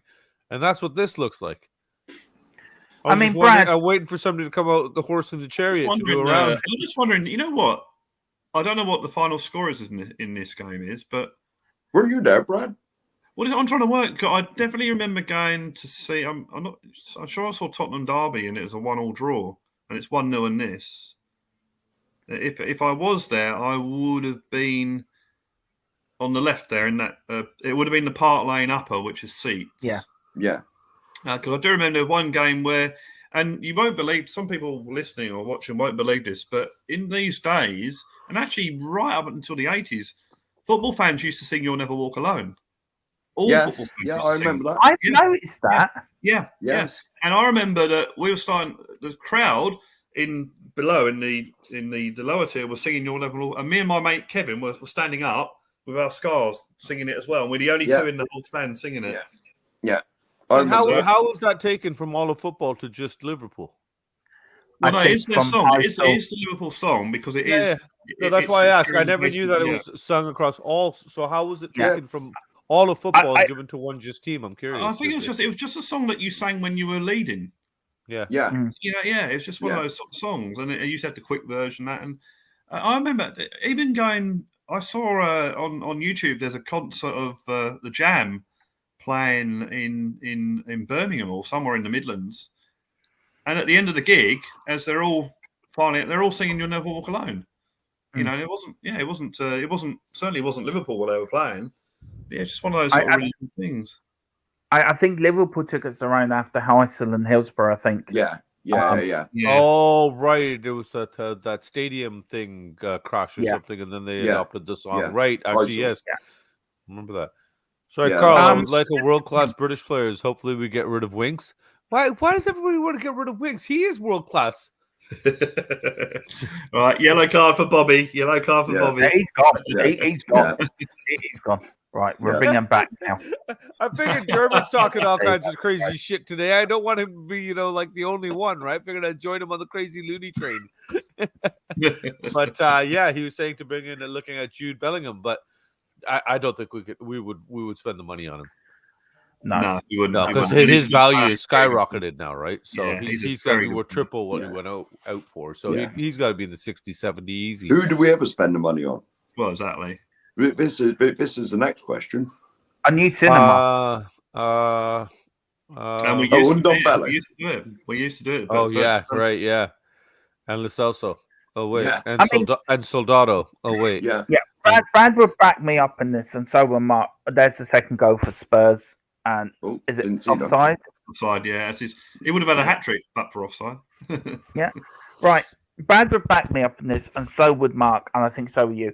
Tottenham in the 60s do the double. I've said this before. Who did they go out? Jimmy Greaves. They didn't need to buy Jimmy Greaves, but they needed a striker, so they weren't buying out Jimmy Greaves. Mm. Then they went and got Martin Shivers. They bought Martin Peterson, Martin Shivers. Tottenham were a buying club.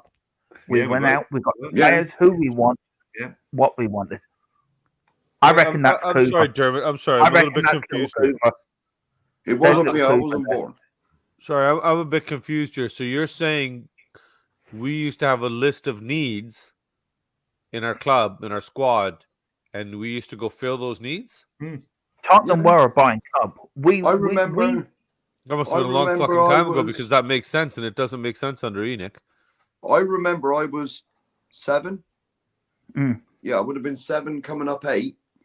And that would have been the World Cup in Argentina. And the next thing, 2 of the players, well, certainly Yeah. one of the players I'd seen on the TV Yeah. was at my club. Yeah. And he brought his mate with him. Yeah. Yeah. Oh, no, incredible. Yeah, it was And the amazing. story behind that, and Mark would tell you, and I've heard it's from Steve as well, is when Keith Birkinshaw was getting the deal done with Ozzy said, "Look, I won't come, but can I bring my mate with me?" Yeah. Yeah. Yeah. And Keith, who? Ricky.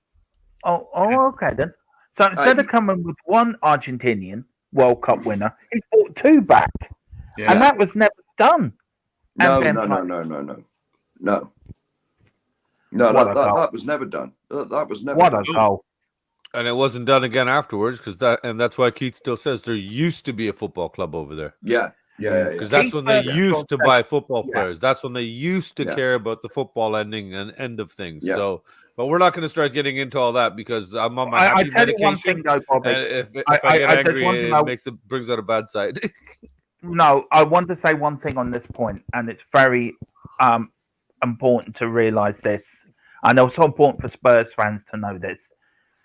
Bill Nix said to Tottenham players before they went out into the pitch, his last words to the players were,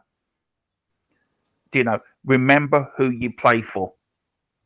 You will not all be here next season or the future. I'll be gone. It's the fans that are there every day, game in, game out. You don't play for yourself. You don't play for me.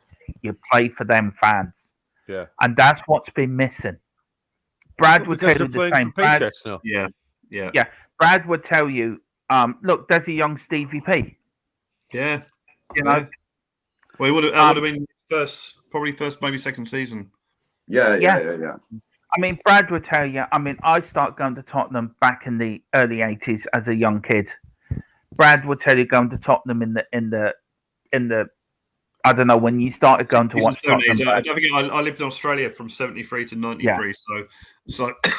So I used to, up until about 1973, I used to go. I didn't go all the time.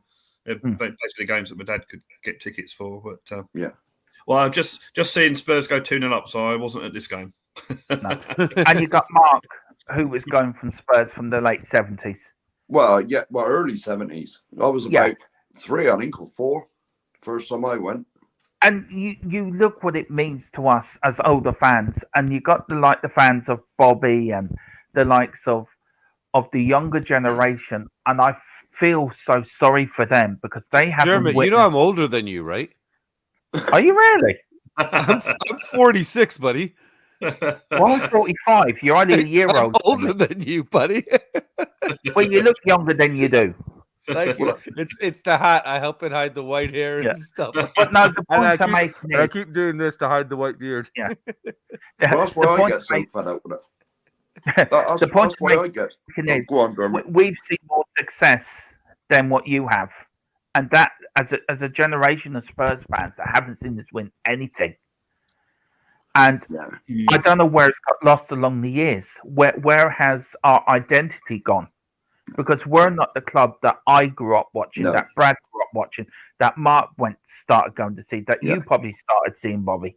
I jumped on the bandwagon right after the 91 FA Cup.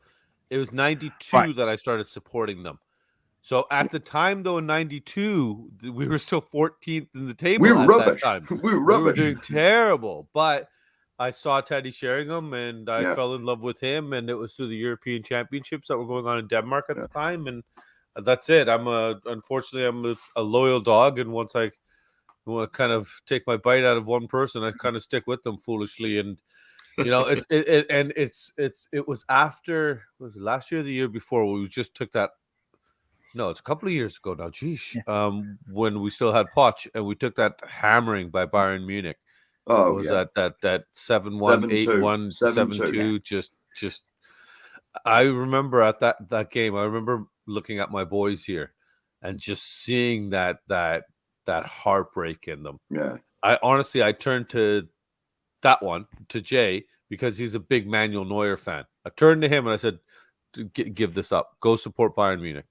Don't And I told the little one, I was like, you got to find somebody. You got to support somebody else. Guys, don't do this to yourselves. I've done this for 30 years. Yeah. I've watched them lift one league cup. Oh, and the Audi Cup, if people want to. 99 and 2000. Oh, sorry, you're right. Yeah, it was. Yeah. Jay has seen them lift one trophy. He was 1.5 at the time, but it's painful. It's just a constant roller coaster and everything. But they turned around and said, "No, Dad, this is our team now.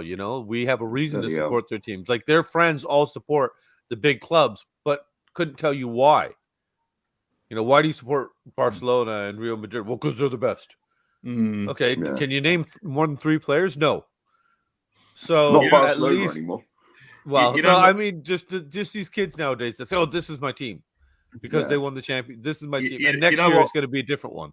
Right? So even the loyalty from the fans is not there anymore. The sport itself has changed. Sorry, Brad, go ahead. You know what, Bobby? I've done this twice in my life now.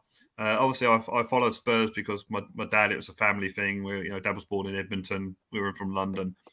When we went to live in Australia, there's Australian rules football over there, and we actually picked up a guy who'd been in an accident, taken him to the hospital, and he goes, who'd you follow in the footy over here? And we said, I don't know, we only just got here. We were living in, where are you living? No, Salisbury, a place in Adelaide called Salisbury. That'll be Central District's territory. So I looked up the table the next day, and Centrals were in third. I thought, that's not a bad team. Yeah, let's follow them. What a mistake that was. Jeez. They were like exactly the same as Tottenham. They were always promising but never delivering, until I came and lived over here in 95 permanently. And then they went on this huge winning streak where I think they won the title, or the equivalent title, 9 out of 11 years they won it. And that's after you left? Right after you left. Yeah, okay, so Tottenham community, I'm reaching out to everybody now. We're going to put a GoFundMe account to move Brad out of England, and let's see, just for a year, and let's see if in that year we lift a trophy. If we do, we need to all keep this going and keep Brad out of England. Brad, don't worry, lots of beautiful spots here in Canada. You're coming to visit anyways, buddy. So we'll sort you out while you're here. Bobby will sort you out an apartment over there, won't you? Yeah, no problem. Yeah, right. I just want to get this comment. Yeah, sorry. Let's get through all of them. Actually, we're very far behind. Hey, the legend, Superman is here. Yeah. Iron Man's here. Satisfying Conte. Our biggest priority this summer should be satisfying Conte, regardless if we get fourth or not. He is one of the best out there, and the last thing we should do is take it for granted. Big love, guys. Do you know what, Bob? I totally agree with that 100%. Dark comment. Sorry, Dermot, while you're at it, throw the link up if Bob or anybody else wants to join us. The link's in there, but I'll put the link in again. Yeah, but you know how it is. I'll put the link in again. Sometimes we just throw it in again. Yeah. Star comment, that one. Now that Bob's up and started getting around a little bit, let's see. Maybe he's got a few minutes for us too. That'd be great. Yeah. Or anybody else? Hot Spurious with a thumbs up. Big up. Great name, man. Great name. I love that name. Carl Simpson, I can't remember the last time I was called the younger generation. I was just today, Carl, and I'll be honest with you, I fucking loved it. It was great. Yeah. I feel so wonderful right now. Thank you, Dermot. Didn't the Who sing a song like, younger generation? Was it the Who that sang that? My generation. My generation. And it had the It famous, was the Who, wasn't it? the famous The Who. line, I hope I die before I get old, and Townsend is still singing. Daltrey's That's still it. singing it. I used to I'm play sorry, for him, Brad. Ignore You the cannot content. beat a bit of Sorry? AC/DC. Thunderstruck, Shoot the Thrill. You shook me all night long. Back to Black. You know, you can beat a bit of AC/DC. Oh, they were they're very good. Matey we've from got the a Who's guest got. in. Hey, finally We have fresh. Bobby in. What? We've got Barry, Nick. You got him blocked At the off. bottom there. You got Bob's fur over his head. Actually, makes him look There handsome. he there we is. go. Oh, look at haircut, shaved, and Yeah, Don Dada. Good morning. Well, handsome. you know, Look at that. I thought buried I'd his come on shape. and I thought I'd come on with my new trim because I was looking a little bit. Well, let's just say I was looking a little bit shaggy. Let's just say. Daglish. Oh, wait, sorry. Sorry, Brian. A lot of people on Right, the pitch. we got A lot of people on Oh, the that pitch was at the end of done. the game. Look at that. You don't see that anymore, do you? Look at that. no, they're going for the big punch up. Right. Yeah, that was Jimmy Greaves' last ever goal and game for Tottenham. Oh, when did Derby? I didn't even see Derby score. When did they score? Right, I better take that off now. Yeah, we before. missed that. Yeah. You were Go back to chatting, the boys. goal. You were chatting. I watched it. It was a Good great times, game. Good times. No, I It's ain't just when said you nothing. showed up on screen, flashing that new look. Yeah. You look. Mrs. There, Barry we must look. be very happy. Microphone. What? Mic check. What? It's like you're sitting right beside me. What So, yeah. quality? Right, we've got Bosbo here again, and he says we're bringing whoever Conte wants, regardless of ages, etc. It's a myth he spends big money. We need his winning mentality to seep into our club. Yeah. We can't put a value on that, and that's Yeah. the point I was making. We Yes. had that winning mentality under Bill Nick, under Keith Birkinshaw. It was the DNA of this club. Yeah. We've lost our DNA, our identity, who we were. We're not Tottenham Hotspur. We're just Tottenham. We're busy. Just a No, club. wrong. We are Tottenham Entertainment and Concert Property Venue company. Look, slash I tell meeting you one and thing, I was much as- hospitality. Sometime. I'm leaving out as much as anyone, but what hurts me more is they've broken our club. They have broken the mold of what was us. We're Yeah. just So So- if we, to be fair, Dermot, we as fans are at fault as well, because when you've got Brian Daigle standing outside of Enfield, with 20 people, it shows you what supports the fans but have. it's This fans- if I this could get fickle over- fan base that we've got in the Enoch era are happy with what Enoch have done. They're seeing that we've got a flashy new stadium and we keep pretending to be linked. We're really good pretenders. And they're okay with that. And that to me is why we have such a divide in our fan I base, think- because I think- the loyalists are like, no, this is fucking bullshit. We want yeah, Bobby. You quality can football. Say that. Bobby, you can say that people haven't turned up. I would love to turn up, but I live in Ireland. No, You and, live in and Canada. I'm over here. Yeah, but that's what I'm Yeah, saying. we're The not- people we're that not- are we're there, not talking there's about way people more who than live- 20 Yeah, but supports You fans. can't say that against fans because some fans probably can't get there because they're a carer for their family member. Dermot, Oh, sorry, and personally. I don't mean that to any fan at all. I don't mean it derogatory that all of you should have been there. No, but I could safely say there should have been more than 20 people. Though. Yeah, I agree with you. You know, but like I with, think with that how also- large our fan base is. I think and- also there should be more protests in the stadium. There should be more protests. There should be more banners or flags making protests or more Levy out. I'm actually, you know what? Honestly, Dermot, I'm thinking let's go the other way. Let's not protest. Let's start reminding these assholes what they bought. Let's go in there wearing the big football caps and everything. Let's go in there with those voodoo velezas or whatever those were things. Let's go in there with fucking flags. Let's go in with there with the drums. I want that stadium pounding. I want that stadium banging. I want to hear this. I want to hear the people, the fans singing. When I open my window outside, I want to hear you guys all the way from London. You know, I want to see that, and then I want the fans to go, hold on, or the owners to go, hold on a second. What's going on here? What is this? What is all this cheering? What is all this yelling? What is all this joy? What is all this happiness, this encouragement? Oh, we own a football team. That's what those guys running around down there on that little green pitch of grass are doing. Interesting. I think All we need to want- find a way to remind these shit faces what they actually bought and forget what they kind of spiderwebbed it out into, right? And also, Bobby, Tottenham Hotspur Supporters Trust need to grow a backbone. That is exactly right, Barry. I got called out. I joined a stream where they were on the last word from Spurs, and I got called out in the comments by one of the people on the board who said, if you want to get involved, you want to invite this guy on the stream, and then he can, instead of being in the comments. And I said in the comments, I said, I'll come on. Don't worry, boys. I'll come on. I'll come and help. I'll come and do whatever we need to do. But don't sit there and make out like you're doing stuff, because you're not. Well, they are. They're doing this, though. You know? That Because could be done anywhere. If they had any backbone, they would have got the season ticket deadline date changed by going to the club and saying this is wrong. Right. But instead, they make we've done this and this person's doing this, and I had to turn off after 10 minutes because I was just like, you're just trying to be like politicians. And I'm not saying that they don't do stuff, right? Because clearly they do, but you know, there needs to be people in there that are actually going to stand up and fight, not sit there and try and, we don't want to have this conversation, we don't want to have that conversation, because we can't have a conversation anymore, though. You know? This is the thing. We just in general in society have been restricted. We can't have opinions or anything anymore, and you know, it's just absolutely foolish. This is the problem, right? So this is what we're teaching our kids, right?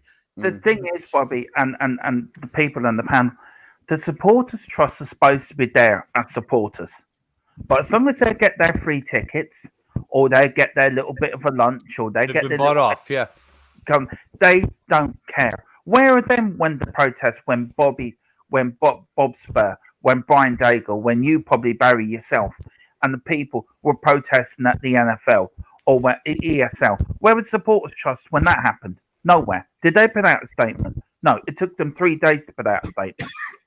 Where were them when the NFL was coming and the protests? It took Brian Daigle, Bob Spur, and yourselves to do it off your own back. Where would the supporters trust then? Nowhere. No, and there was someone in the comments that said, I've emailed you about an issue with my season ticket. That was 2 years ago. You never replied. Don't worry, I've got it sorted by now. Do you know what I mean? So I'm not saying there are instances where there's some good being done, and I'm not sitting here and saying, you know, but the impression and the overall feeling from the fans is that supporters trust aren't giving the fans the voice that they need to change things at the club, whether that's good, bad, or, you know, and even conversations where, you know, that Sim was invited to go and talk to Donna Cullen and talk to the board and everything else. And even, you know, and he's on the platform that these guys have got, and they almost got fobbed off. And it just shows how much of, you know, the disregard that the club has for supporters and the fans. That's more of the disappointing thing. You're inviting people from various groups to have a conversation, and you won't even look. I get you're not going to answer difficult questions, or you'll do stuff. And I think in Graham, you know, Graham was telling stories about when he was, you know, he went round to Alan Sugar's house, and he was told about things that were happening at the club. And if Alan Sugar was asked a difficult question, he would give the politician's answer, but he would at least go and see Graham afterwards and say, you know, that this is what I believe, but I can't say that because there's journalists in here. So, you know, at least he's honest. He was honest in that respect. And I don't know. They make a lot of noise. We're doing this, we're doing that. Oh, if you want to join, it's £10 for the year or something. I'll pay my £10. I'll get there. I'll get whatever, and I'll, you know. But I don't know. I'll try and help, because we all want the same thing. But I don't think the people in the supporters trust, like you say, Bobby, they want to have their free lunches. They want to be invited. We do this all voluntarily. Okay, you do it voluntarily, but do something then. Do something, yeah. Don't sit there and say you're doing. Just saying volunteering and not doing anything means shit. Not doing anything. Why don't we set up our own supporters trust then? Why don't we set up a rival supporters trust and actually do something? Because I'm sick to death. This goes back to the European Super League. It goes back to when Alan Sugar was in charge. Right, he never got everything right. We'll all agree on that. They won trophies. He won trophies. Yeah, but he saved our club. He put his own money into the team. Good or bad managers he picked, and he picked some bloody awful ones. I mean, Christian Gross. I mean, I still can't get over how he ever got the job in the first place. But London Underground. again, he won. Yeah, I've got my travel card. But he won a trophy. He's done more for Tottenham Hotspur in 10 years, good or bad, than Enoch have done in 20 years. And that says a lot about Alan Sugar. And we all wanted him out at the end. But Jesus, I think half of us think, I wish we had him back now for the good he did. I'm not saying he did all good. He did a lot of bad. But, you know, for a man to put his own, he did back managers. He did buy place. He brought Jurgen Klinsmann into the team. He brought Popescu. He did back managers. It's just he should have had a football man with him. And I think he would have been more successful if he just did the business and there was a Paratici running the football side. And I think he would have left the Paratici to run the football side. But that's just my own opinion. I think sometimes Levy and Enoch have to go. They're the cancer in our club. They have to go. And we have to do all we can to get them out. I don't care who comes in. Anything's got to be better than what we're having. And that's what we were talking about the other day, right? So we all talk about are we worried about, you know, what's happened with Chelsea and Newcastle and Man City? I don't think as fans that we would care if, you know, if we were winning something. We would care to a point, but you know, I'm sure Man City don't care about what has happened with their club in terms of you know, their owners and everything else. And yes, it's you know, it's ridiculous. But if we win a trophy, are we really going to be that? Oh my God, I can't believe what's happened with the owners. They've done this and that. If we go out and win the Premier League, we're going to be cheering. You know. Of course. I mean, it's like White Hart Lane says here. I'm 22. I've only seen us win this the Audi Cup. It's so sad. I don't even remember the last time we won a cup. It was that long ago, you know, 2007. That's how long ago it was. I'm old now. I don't remember what happened last week. So let alone that. And here he comes. He's live. Some of his ears are ringing. Is there a conversation going on about the board in a stream somewhere? Diego's ears perked up. An hour and 20 minutes. We haven't seen a message from him. No, nothing in the entire stream. We started talking about Enoch and the board, and all of a sudden, ding, ding, ding, ding.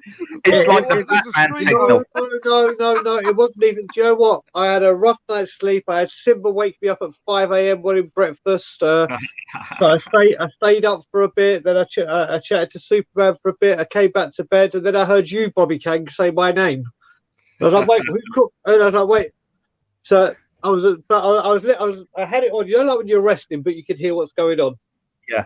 So I could hear what's going on. Then obviously my Levy senses went a tingling. And you were saying about obviously about the process. First thing of all, there's about, in all honesty, on the last day there's about 50, 60 of us, but numbers aren't the thing. And the thing is, what skewed it? And I people that saw me, I took the turn out of the process I was going batshit crazy. I was going to stop watching Spurs. I was going to stop coming. I was going to stop everything. No, you lose it. I know. Who would have thought it? But no, what you got to remember is, now, I said this before with the NFL ones, and Brad Matthews and Nick will know this very, very well. There were so many people on live chats, on social media, on everything going, yeah, I'm coming. A lot of these people I don't know. It wasn't just my friends or people in the Leave the Out groups that I'm within. But then I realised to myself, when they don't turn up, how do I know they're leaving out? They could be leaving in, just saying, do you know what, I'm coming, just to skew the numbers. Because everything we try to organise and we try to get done, we have so many plans to do so many things, but it's dependent on people. If we need 400 people to do a certain thing we have in plan, but only 60 people turn up, you can't do it. You can only be in one place. You can't be here, there, and other parts of the ground and do if you don't have the number to do it. That's the part, and that's why now when it comes to the protest, I won't believe a thing that people say. If I don't know you, I mean, I have people, I'm not going to go to say, phoning me saying, Brian, I'm really sorry I said I can't, but my mum has cancer and she's had a bad day. I'm like, mate, don't phone me to apologise for that. I'm not going to be going, oh, how fucking dare you. No, of course, that is the priority. If you have childcare, if you have a job, especially in these times with COVID and the financial markets and everything, that is completely understandable. Completely understandable. It's the hundreds, and it was hundreds of people that say, big up, Cleaver brother, that say, I'm going to come, I'm coming from here, I'm coming from there, and then they don't come. That's the big problem. And then I heard Nick talked about the trust. And listen, mate, last word on Spurs, just yeah, whatever. But when it comes to the trust, I mean, they've released something today, or not? They've released something today. Daniel Levy hasn't turned up for a meeting for over a year since the ESL. They used to have 3 meetings a year. 3 meetings a year. Whether they heard what he wanted, or sorry, whether the trust got what they wanted out of that, or whether Levy got what he hasn't turned up or hasn't organised a meeting for a year because of his total disdain for the fans and everything.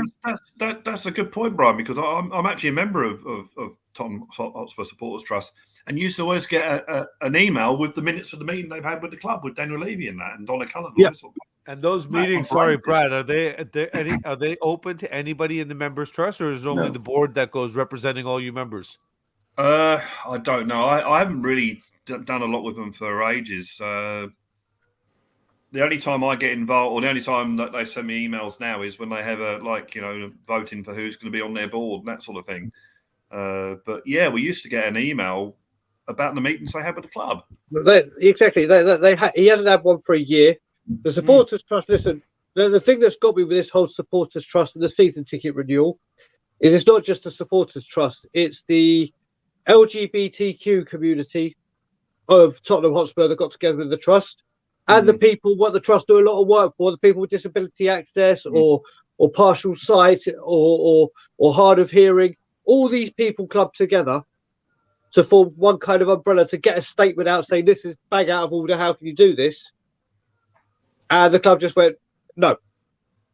So like Nick said, three different groups, basically. Three kind of branches of it. But the thing where I have to admit, and Rez is the one that corrected me. I have been very, not recently, but in the past, and I'll put my hands up to it. I always do when I'm wrong. I have been very, very, very critical of the trust and called them all kinds of names, which, funny enough, I now take back because that part they don't deserve, because I think the name is misleading. When you say supporters trust, that means you go to war every single time that you do something. If something's not, no. All the disability access, all the stuff around the stadium that they have helped put into that new stadium before the Super League, they play a huge part in. Where I have my gripes with the trust now is they need to be like Liverpool. They need to be like Liverpool, and I use Liverpool all the time. So does a lot of people. When Liverpool raised their tickets to £77, and obviously the economics of London and Liverpool are different, but £77 for any ticket is way too much for any fan. I don't care where you are or how rich you are. Liverpool said, right, the Supporters Trust said, right, we're not accepting this. We tried to talk to them, they're not talking. We want to walk. We're now coming with you fans. We're going to walk. We urge you to walk out in 77 minutes. They were 2-0 up against Sunderland.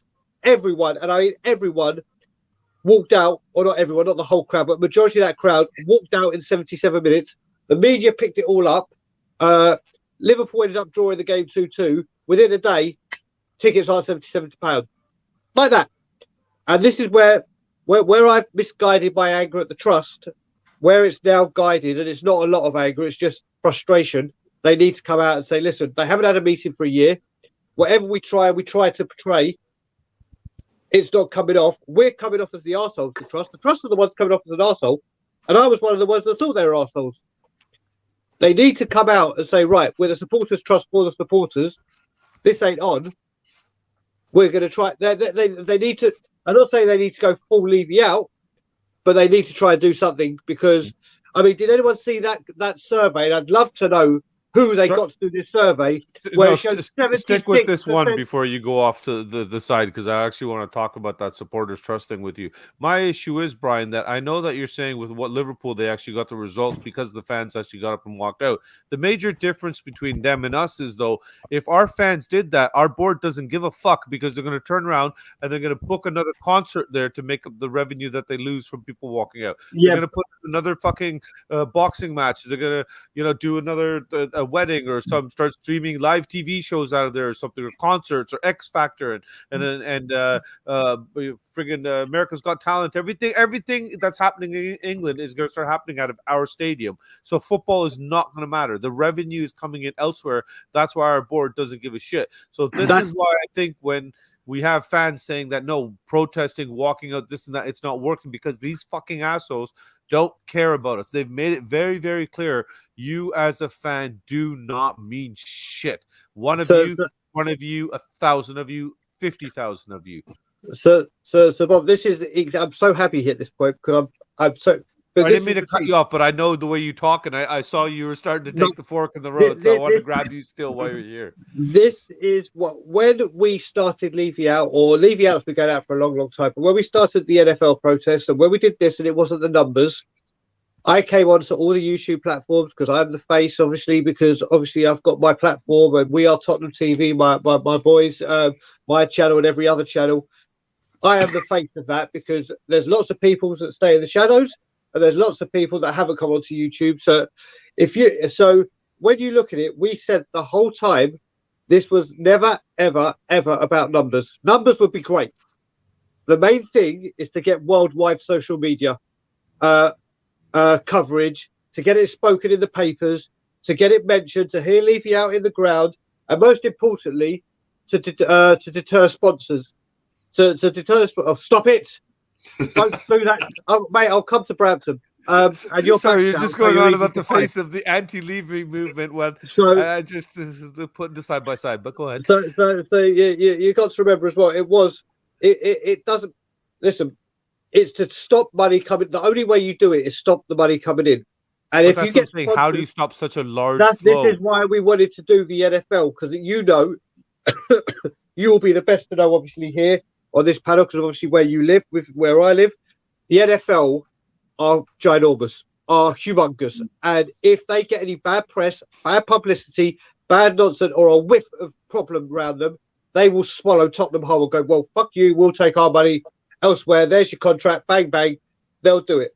The executive, or the people that go sitting there in what's it called? The expensive, I forgot what it's called, executive or whatever. It's the corporate, executive seating, corporate seats, whatever. Yeah. If those corporate companies that go there to wine and dine people, if they go there and hear boo the whole crowd or Levy Out or whatever, they go there to sign multi-million-pound deals or enhance clients and wine them and dine them. That ain't gonna help. The main thing, they can put the concerts on, but I guarantee you, if people walk out of that stadium and there was a mass, so let's say Sky or whatever. Who's got the Newcastle game on Sunday? Is it BT or Sky? Whoever. Sky. BT or Sky. If Sky were doing it, and at the seventh, let's just say the 61st minute for the double, half of that South stand emptied for no reason whatsoever apart from Levy Out, and then other pockets of the ground did. Sky would immediately, and I do mean immediately, like they tried to do with Everton at Christmas when Everton said they were going to do a walkout, but no one did. They'll pan over to the fans. If there is a mass walkout, it will be over media all over the shop. All over, and it will get everywhere. And it's all about getting it out in the media. This is why I was going on to this other survey. I don't know how corrupt things are getting done at Tottenham, but a survey was released a couple of days ago to say that a poll was taken and 76% of Spurs fans are apparently happy with the leadership. Happy with the leadership. But the funniest thing is, when other teams were asked who's the worst chairman, Tottenham didn't even get a percent. They were rated, I think, 7th. Where I've got it, right down the bottom, weren't they? Yeah, like 17th at 0.something%. But this bloody survey was taken by apparently Spurs fans. And don't you think it's ironic that these Spurs fan things come out when hardly anyone knows about it. I don't know anyone. I never got the this survey. Did any of you? No. I don't remember doing a survey. No, I mean, I don't know if it goes out to Supporters Trust. If it was season ticket holders, Brad would get one. Where is it? Here you go. Where is it? We asked other Premier League. Wait, where is the first one? Here it is. So, a summary of best owners voted by fans of each of their current club. Brentford was top with 98.77, Leeds 98, Aston Villa 98, Brighton 98. I'll keep going down. Liverpool 88, Tottenham 12th out of 20 with 76%. 76.31%. Look what Carl wrote. Exactly. Mate, I'm sure the board did this. Man U 4%. I mean, it's ridiculous. But then the next one was literally we asked Premier League fans about which owners of other Premier League clubs they thought had done the most admirable job. Daniel Levy and Tottenham came 17th with 0.38%. Top was Leicester. Yeah, I saw Brentford, that one. Brighton, Liverpool. Every other fan can see it. Even fans that don't follow Tottenham Hotspur. But apparently 76% of our fans are excited and happy with the work Daniel Levy's doing. Now, because they've got concert tickets. Right. Can I ask you a question, Brian?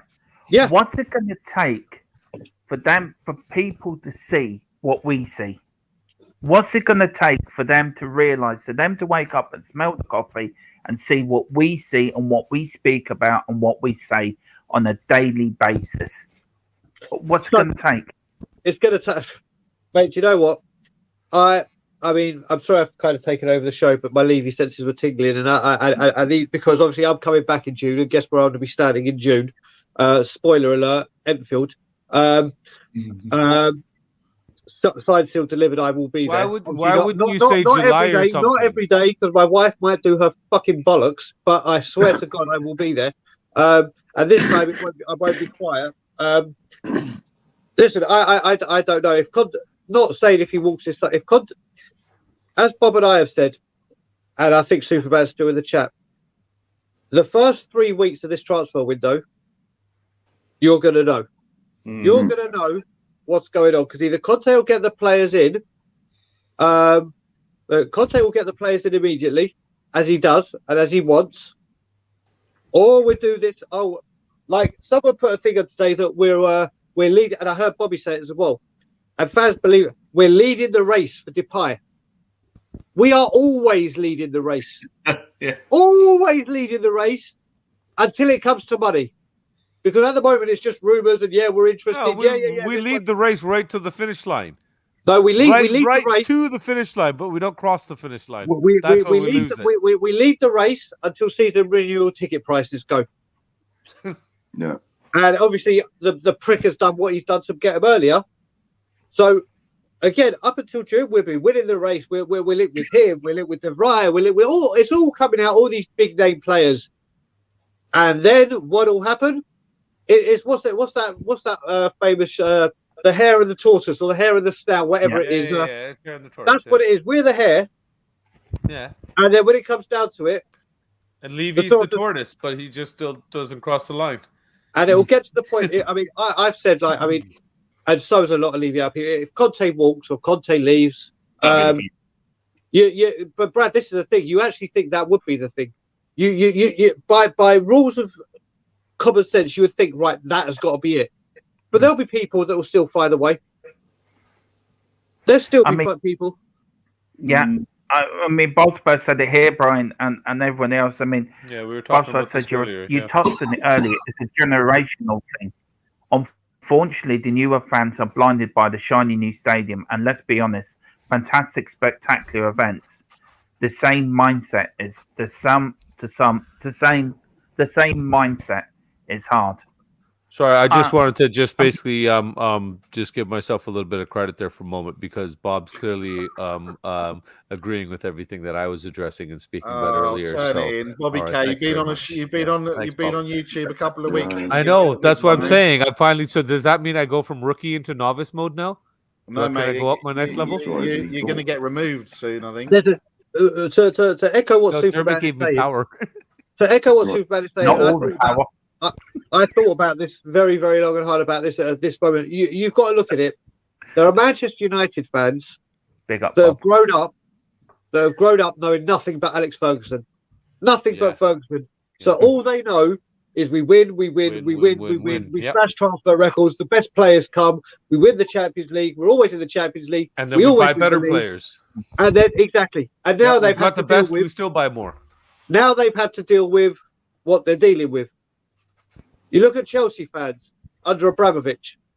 They've known there's people that know nothing but forget where that money has come from or what. Take the politics out of it. I'm talking about fans of an age group that have known nothing but unrivaled continued success. Yeah. So they know no different. You look at the filth with Arsene Wenger.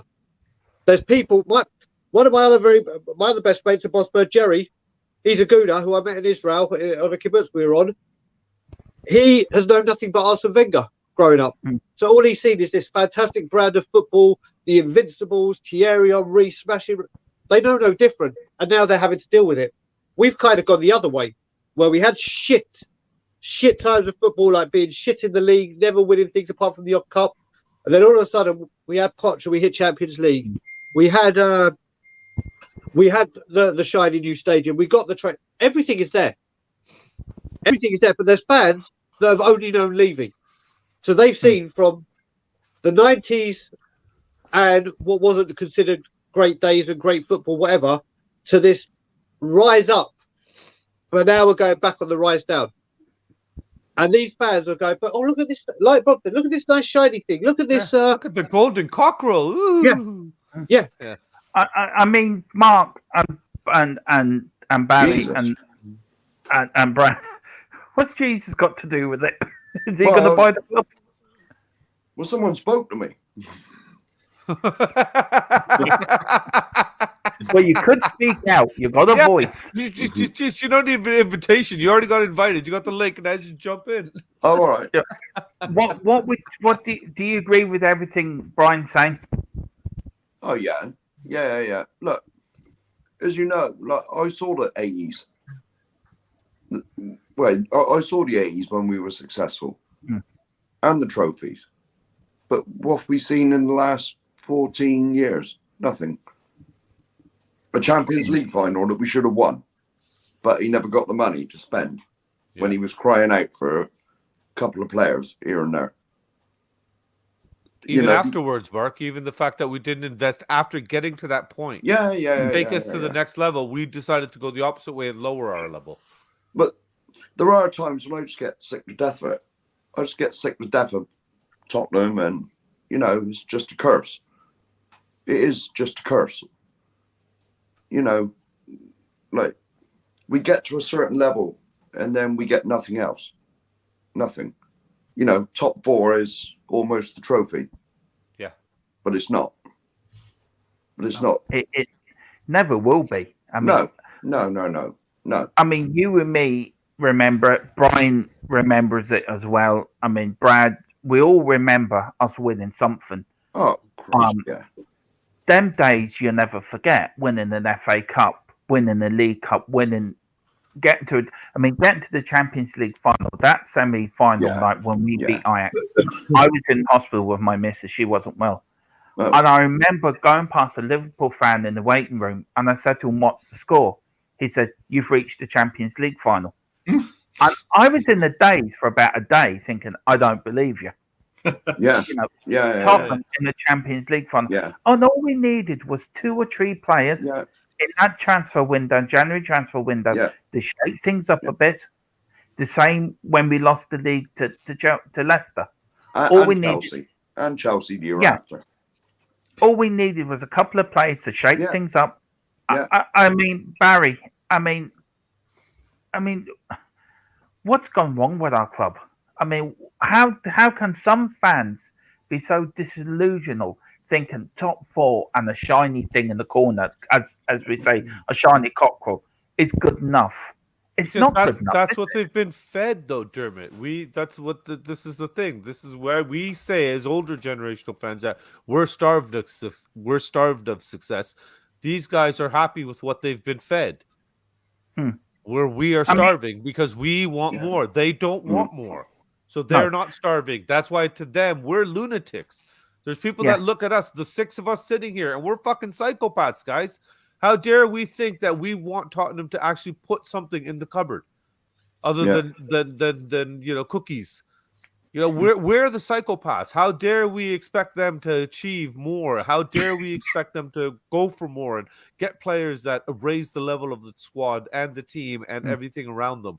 We are mediocre at best in a lot of people's eyes, and they think that we are psychotic for expecting more. We should be happy with what we got. And these people that have been spoon-fed that and are happy with what they got, to me, are the reason we have a divide in our fan base. I'm not trying to fuel the fire. I'm not trying to be part of the Civil War or anything like that. I'm not trying to say that you're wrong for thinking that way. It's like the environment you're raised in. If you're raised to think a certain way in the society and the group that you're in, that's the way you're going to think. That's the way you're going to be raised. All right. These people have not had that thought process, right? Where we want it, right? So sorry, Mark, you were saying? No, right. I agree with what Sean Butler said like a while ago about the percentage of trophies that's been won by, was it 5 teams? Yeah. Was it 5 teams or something? Probably, 4 or 5 teams that have won everything over the last 20 years. Yeah. All right. Because of all the money involved now, it is harder. But you can't tell me that we shouldn't be competing as well.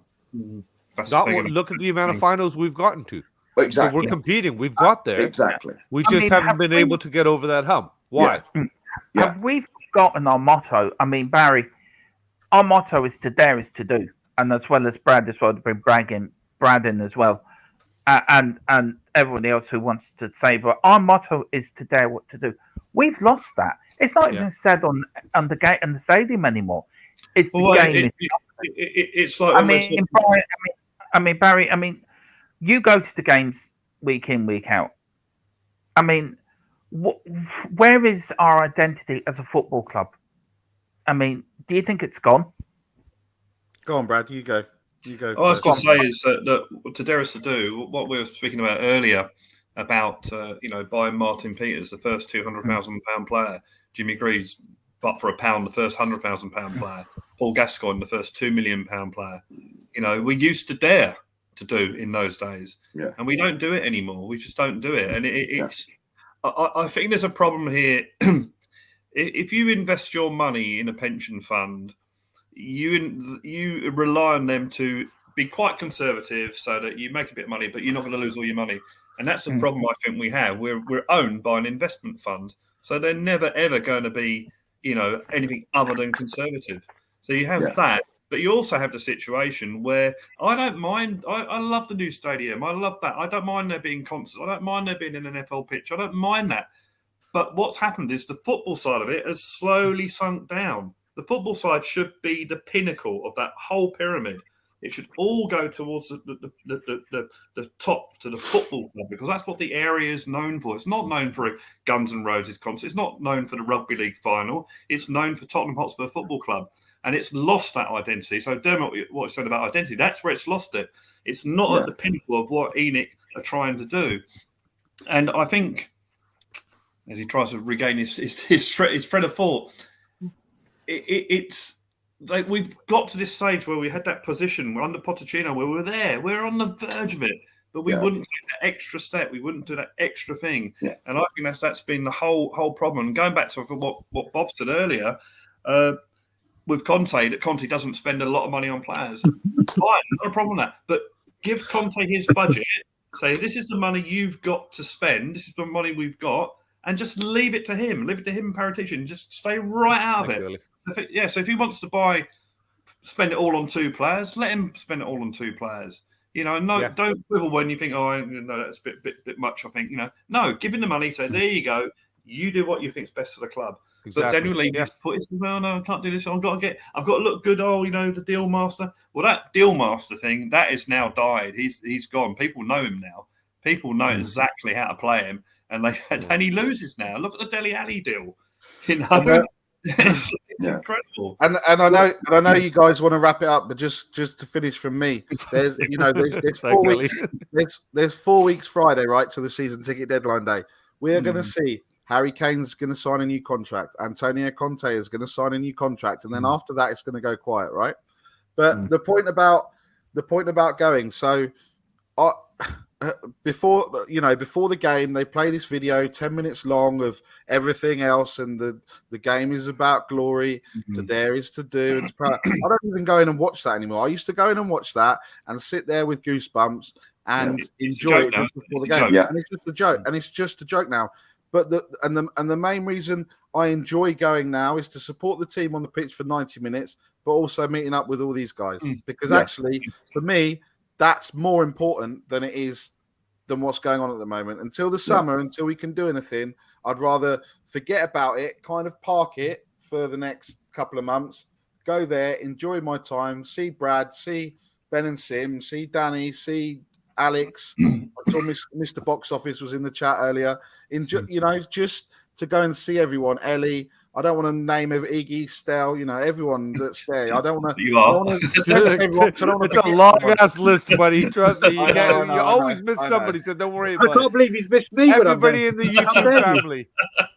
We're not there, Brian. We're not there, Daigle. We're not there. I think he's talking about the permanent I'm joking. He knows I am. Anyone else I've forgotten, I'm deeply sorry. But did you get the neighbor? Don't forget the neighbor. But also, do you know what? Do you know what? Right, and this is to Alex's point, right? People think Sean Butler, because I forgot him. But people think that these people come on here and they just want to be divisive. People like Sean, people like Alex, they get the wrong opinion about these type of people. You go and see them, you go and meet them in person, you have a conversation with them, and that's how you learn. So try not to, when you're on the streams and someone's saying maybe something's controversial, like Will always talks about Son or the stats, or Cody comes on to wine stuff. Do you know what I mean? This is not that's part of them, but that's not them. Go and talk to them. Go and have the conversation with these people, and then actually you understand. And you'll just quickly, Nick, Alex is Mr. Box Office. Yeah, did you won't change his mind. You won't change his mind. Is he in the chat? Yeah, he's in the chat. Yeah. Okay, Alex. Honestly, I have to say, before I went on We Are Tottenham TV and started going, he was a guy that I would always say, "Oh my God, what are you talking about?" But do you know what? I love Alex. Is one of the most friendliest, nicest, down to earth, genuine guys you could ever meet. That cares so much about his friends and family. It is one of the nicest guys you could ever, and I do mean ever, cross paths with. And every time I see him when I'm back home, I speak to him regularly on the phone, even via WhatsApp here. But whenever I see him, seeing Alex for the first time, seeing that smile, the best smile on YouTube, and then having a hug with that man is one of the greatest things you'll ever do, because he is just, honestly, comes out for my leaving drink. We went out for dinner so many times. He is one of the nicest, friendliest guys you could ever meet. Period. Yeah. I have to say too, we've got Eugene just joining us. That's for about. Good afternoon, Eugene. Hello. Hi guys. Yeah. So actually, I've been. Hi, Brian. No, actually, I've been listening to you on my way home. Yeah, you were in the car. Yeah, sorry, message there, buddy. Appreciate it. Thanks for not calling while you're driving. I've given up the streaming while driving, so you know what happened after that. It's kind of fun. I like Eugene. Oh no. Well, Eugene on the road is not good. What he's trying. But no, guys. Especially when you're looking at the camera, not the road. Hi, guys. But guys, what actually just crashing my car at the moment, but let me finish my stream first. Yeah, exactly. Hold on, officer. I'll be with you. Oh, that's what I'm on a no, that's what I did the last time. Right, that's what I did the last time. The car when the car overheated, I parked it on the side of the road. I rejoined the stream. No, but to tell the truth, guys, about the trust, right? What Brian has been saying, what Rez has actually explained to us, right? They can't do nothing, right? They don't have the position to do anything because their membership is not even past 30,000. You get what I'm saying? So it's a sad scenario for them, but they do good for the other supporters who are in need, like the handicapped, what Brian's saying, the people who have tickets problems and all that, who try and get better tickets and all that. They do some good. But don't try to be too hard on them. You know, but the truth, I don't listen to them anymore. I'm some kind of an international associate member too. You can join for free. If you guys just join for free, right? I did take a survey from them last time, which was a weird one. Which in the end I put a lot of Levy out, in it out there, and they've not sent me any emails anymore. It was Levy that sent you that survey. That's why. Yeah. Right, guys, sorry to jump on. I've got to jump off because I need to get to the Royal Albert Hall. Otherwise, my daughter's going to be upset. So, is that why you're looking so handsome and sharp? You got a date with that beautiful little daughter. What's your daughter doing? She's singing tonight at the Royal Albert Hall. They've got incredible! Congratulations, man! Good stuff. Good stuff. Good luck to her. Yeah, so that's why I'm looking a little bit more smart than normal. So, man, congratulations! That was date night. Yeah, no, it's going to be. Nick, just don't go on stage and slap someone, okay? Eugene, get my daughter's name out of your mouth. I love it. Speaking of names, which daughter is it? Which one? Bo, the youngest. Is it Bo, the youngest? Yeah. Okay. Good luck, Good luck, Bo. Good luck. Fantastic. All the best. See you. Barry, thank you for coming on as always. No, thank you. I also had wedding bridesmaids and wedding venue stuff this morning as well. So it's been a crazy. And you know what? To tell you guys, everybody, Nick actually sent me that saying, I'm really busy. I've got this laundry list of things to do today. And I jokingly said, great, you've got time to stream. Here's the link. You know, and just as a laugh. And he ended up jumping in here for a few minutes. And I was like, oh, shit. Okay, great. Guys, pleasure to see you all. Thanks, hopefully, buddy. I'll see some of you on a stream before the weekend. If not, hopefully, where can people find you very quickly, on Barry? Sunday. You can find me on a Thursday night, Barry, Ranjit, Sean, Phil, Arthur, or whatever you want to call me. Shelfside Spurs, 7:30. Like with Dermot's channel and everyone else's, and Eugene's and Brian's. Subscribe, click the notification bell, and come on, you Spurs. Nick, I've just got to say, you've got to get a shirt next season. Like, why don't a cheap knockoff one, not from the shop, because that means you leave your money, but get all your names on the back of it. Just get literally one Barry, Nick, Sean, Phil, Grant, Donna Leg, Arthur, just everything. Oh my God, there'd be no room for a number. Just have a list going down. All the names. Yeah. Enjoy the show today. Enjoy the concert. Good luck, Bo. I just want to say very quickly. I want to say thank you to Brian, to Brad, to Mark, to Eugene, to Alex, to David Harris, Jack Kniffy, for being the nicest people I've ever met in my life. This is not just a community, it's a family to me. And Bobby as well, Bobby K, Mark, Alex, who I've met, Ellie, who I've met, Sean Butler, who I agree with you, is one of the nicest people you ever was to meet, and Alex as well.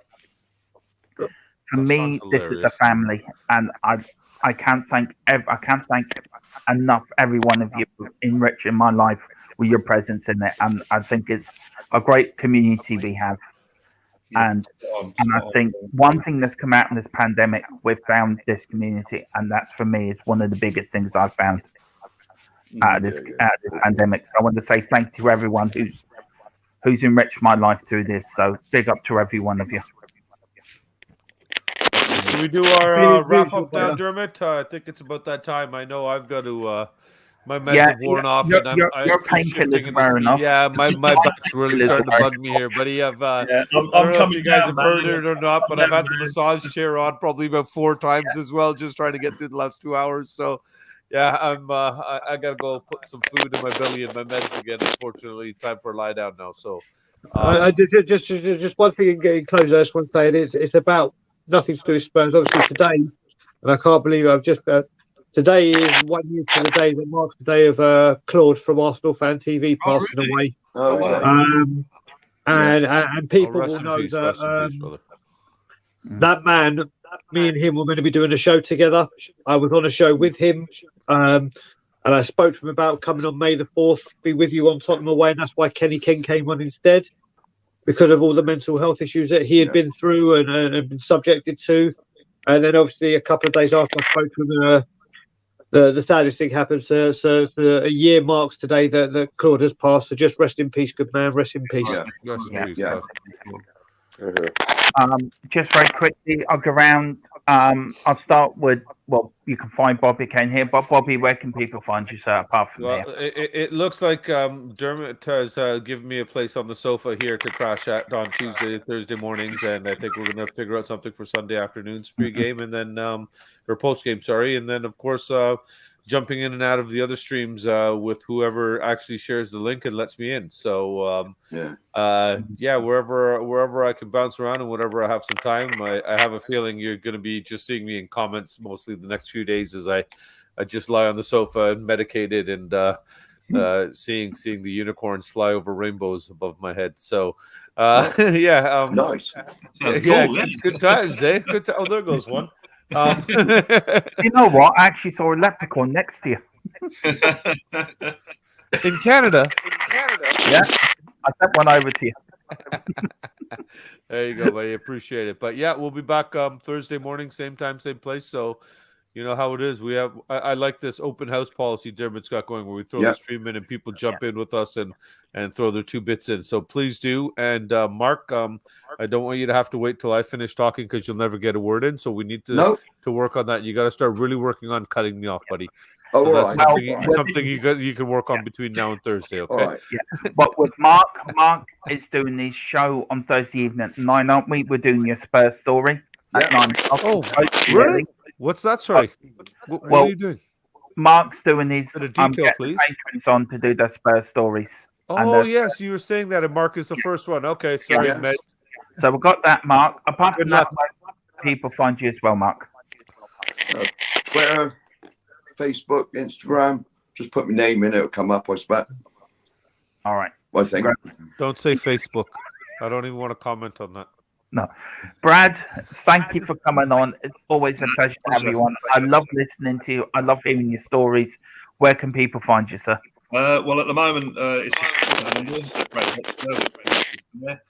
and hopefully by the end, before I go to Canada to spend some time with Brian and then my family in Australia. Before I go there, I'm hoping, and Bobby, obviously, Bobby. I'm hoping to get some songs up on YouTube. So as soon as I do that, I'll let everyone know. Yeah. Good luck with that, bro. Good luck with that. Yes. And then I need a lot of luck, actually. And my brother Brian, the man who is Mr. Levy Out Movement, he is I'll tell you one thing. I met him when I went to the Wolves game. It was one of the best days of my life meeting this man. It really was. It was like a big tick in my box. Brian, thank you for looking after me that day, and I really enjoyed it, sir. Where can people find you? It was a pleasure, mate. The feeling's mutual, and always when you're in London, I'm in London. We'll always meet up and go for a nice long walk, and you can try and keep up with me, and then I can try and keep up with you as soon as you hear a burger's available, and off you fucking run. Literally, I've never seen it like literally. We had to stop 2 or 3 times on the way to the Beehive. And then when we were all walking and Brad was with us and we were walking back down to the ground, no one knew where Dermot was because he was streets ahead of us. It was like, where the hell has he gone? But yeah, listen, people can find me at Tottenham on Tour. Always on Tottenham. We are Tottenham TV and a host of other channels. At the home of me is We Are Tottenham TV with Danny Kiriakou, with Brian Ireland and Adam Clark. Tonight we're doing a show at 10 p.m. UK time, which is 5 p.m. Eastern, with Rez from Shelfside Spurs. So that will be live. And listen, we want people to start coming in and being guests. And if we've put our email on our Twitter. Let me just read out our email because I don't know it off by heart. I think it's. Let me get this right. And if people just email this, say I'd love to be on the show, we will get back in touch with you and try and make it happen. Give me 1 second whilst I try and find it. The email address is Tottenham on Tour. It is Tottenham info.tottenhamontour@gmail.com. That's info.tottenhamontour@gmail.com. Maybe type it into the comments there, Brian, when you get a second, if you can add it on for anybody that wants it. Yeah. That's a good idea. That's a very good idea. That's a very good idea. I'm getting better at this stuff, man. See, you are. But yeah, if people I went up a level. want to come on the show, then obviously they're more than welcome. But I'm going to put the email address in the live chat right now, and then I'll put it on the comments.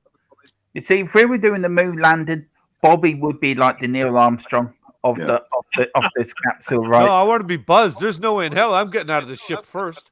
All right. Okay, I've seen horror movies. The colored guy always dies first. I'm not going first. Fuck that. I don't think so. Nice try.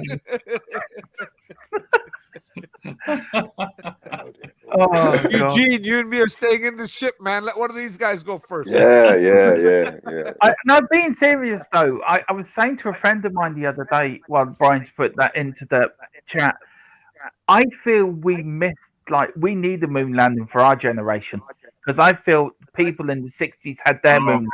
It was Should be Mars. honestly, and again, I'm showing my age here. It's one of the highlights of my life. It was 5 o'clock in the morning in this country.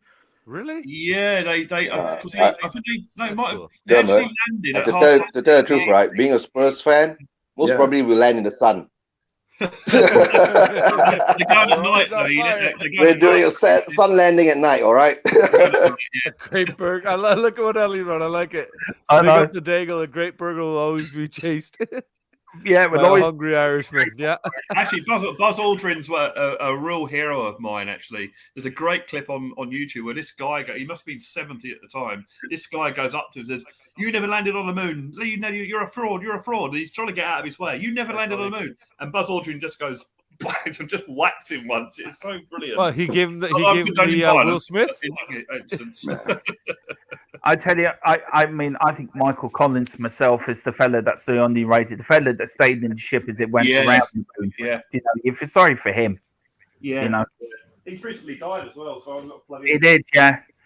But anyway, me and Bob and Mark, we're going up on Artemis 3. We're the 3 people going to the moon, and Bob is going to be the first Canadian on the moon, followed by an Irishman.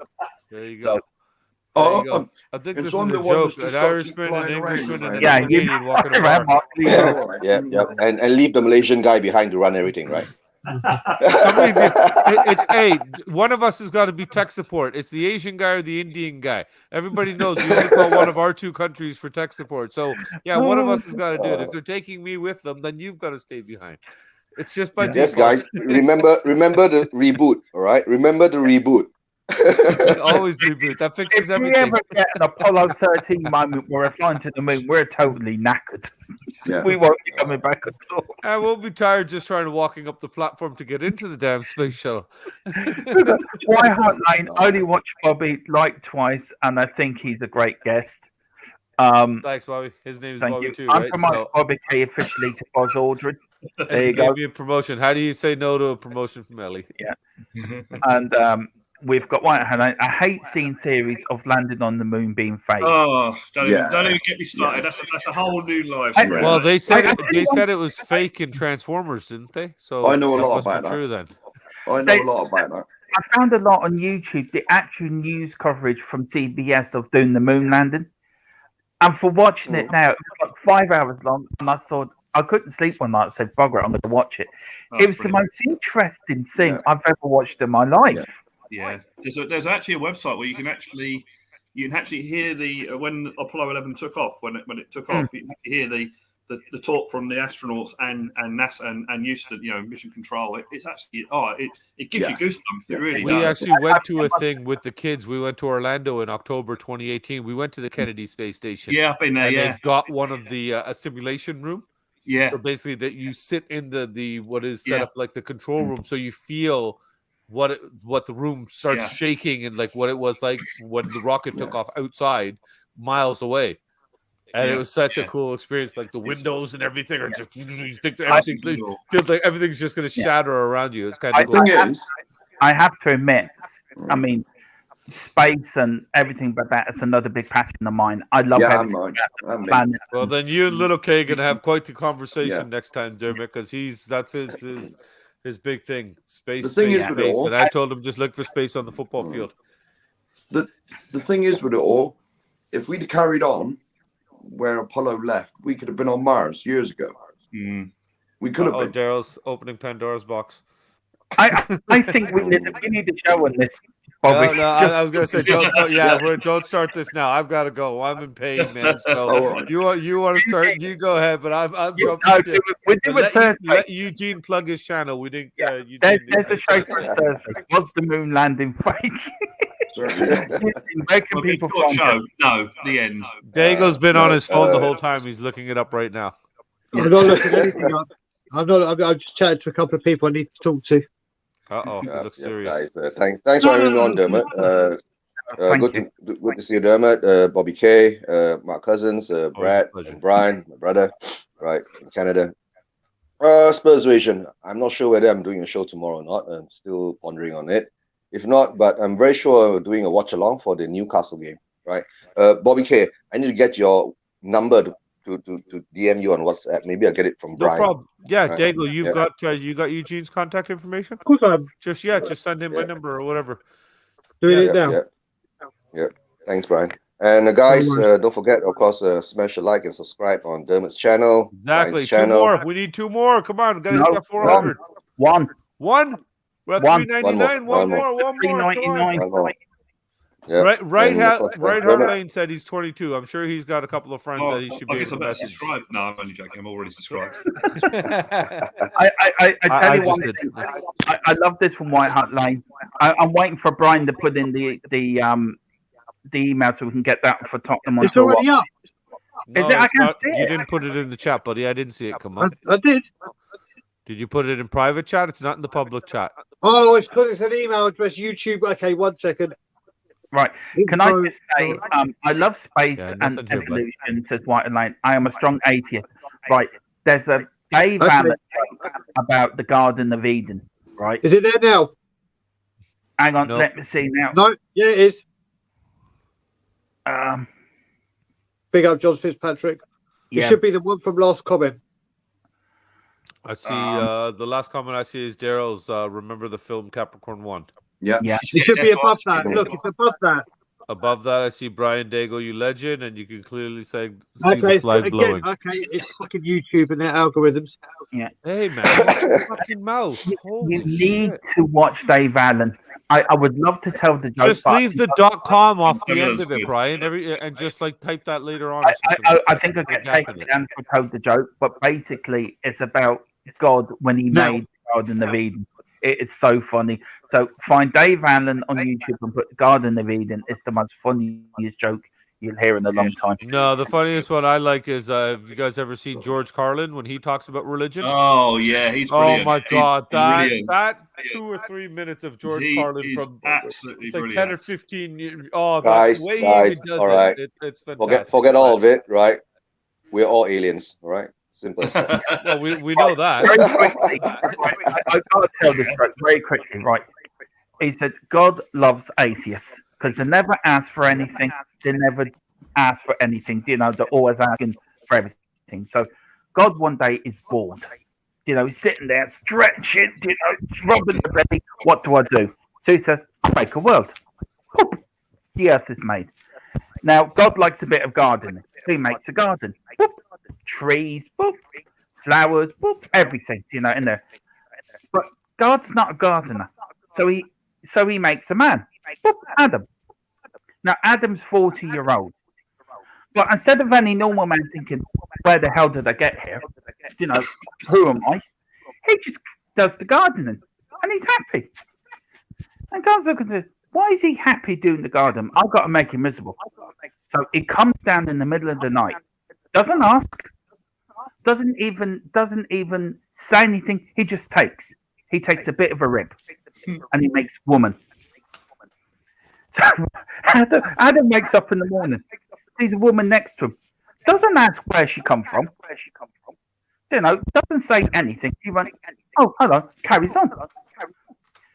So God comes down to Eve and says, you can eat anything in the garden apart from that apple. He even points it out to her. So she goes over, right? And then she goes and takes the apple. And the snake comes down. Now, if a snake came down for me, I would wet myself. If one talked to me, over on a fucking right. So the snake even tells you you can't eat the apple. Come say good morning. Now, what's one thing you do if you tell a woman not to do? What would she do? Good morning. She'd do it. Well, no, Do it, good. of course.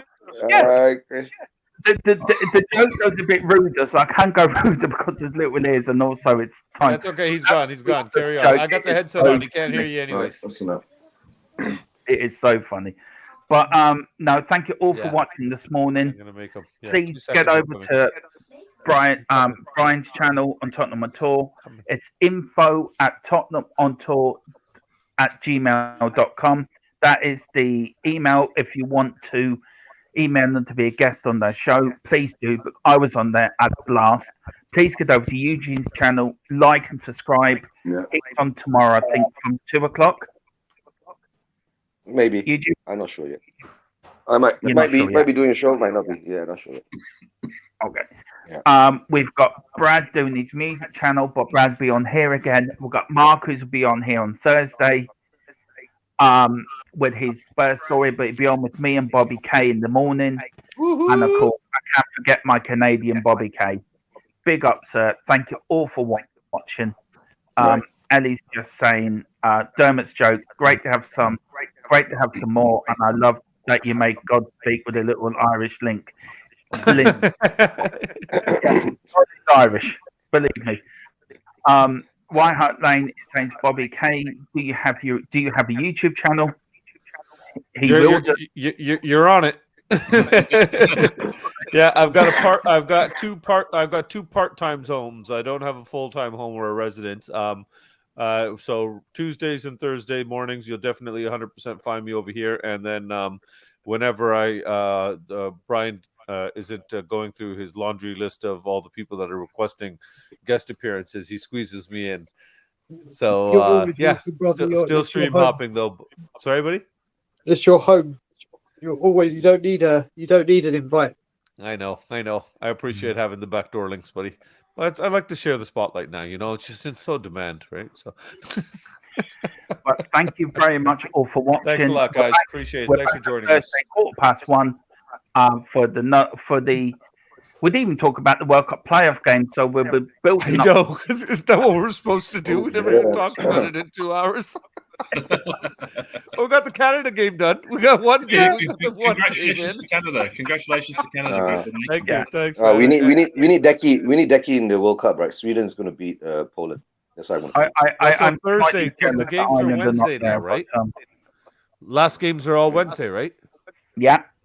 So we'll have to round up from that. We'll have to build up to the Newcastle game, and whatever you do, go on, Brian, send us out. And always. And as always, Levy out.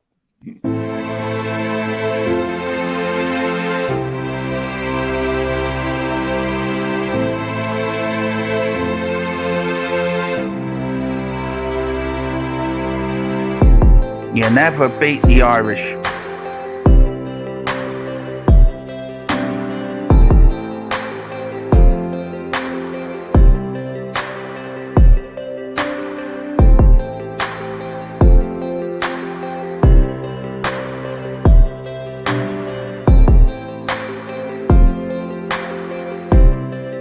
Just 1 minute. Let me just say bye to everybody, and then I'm coming.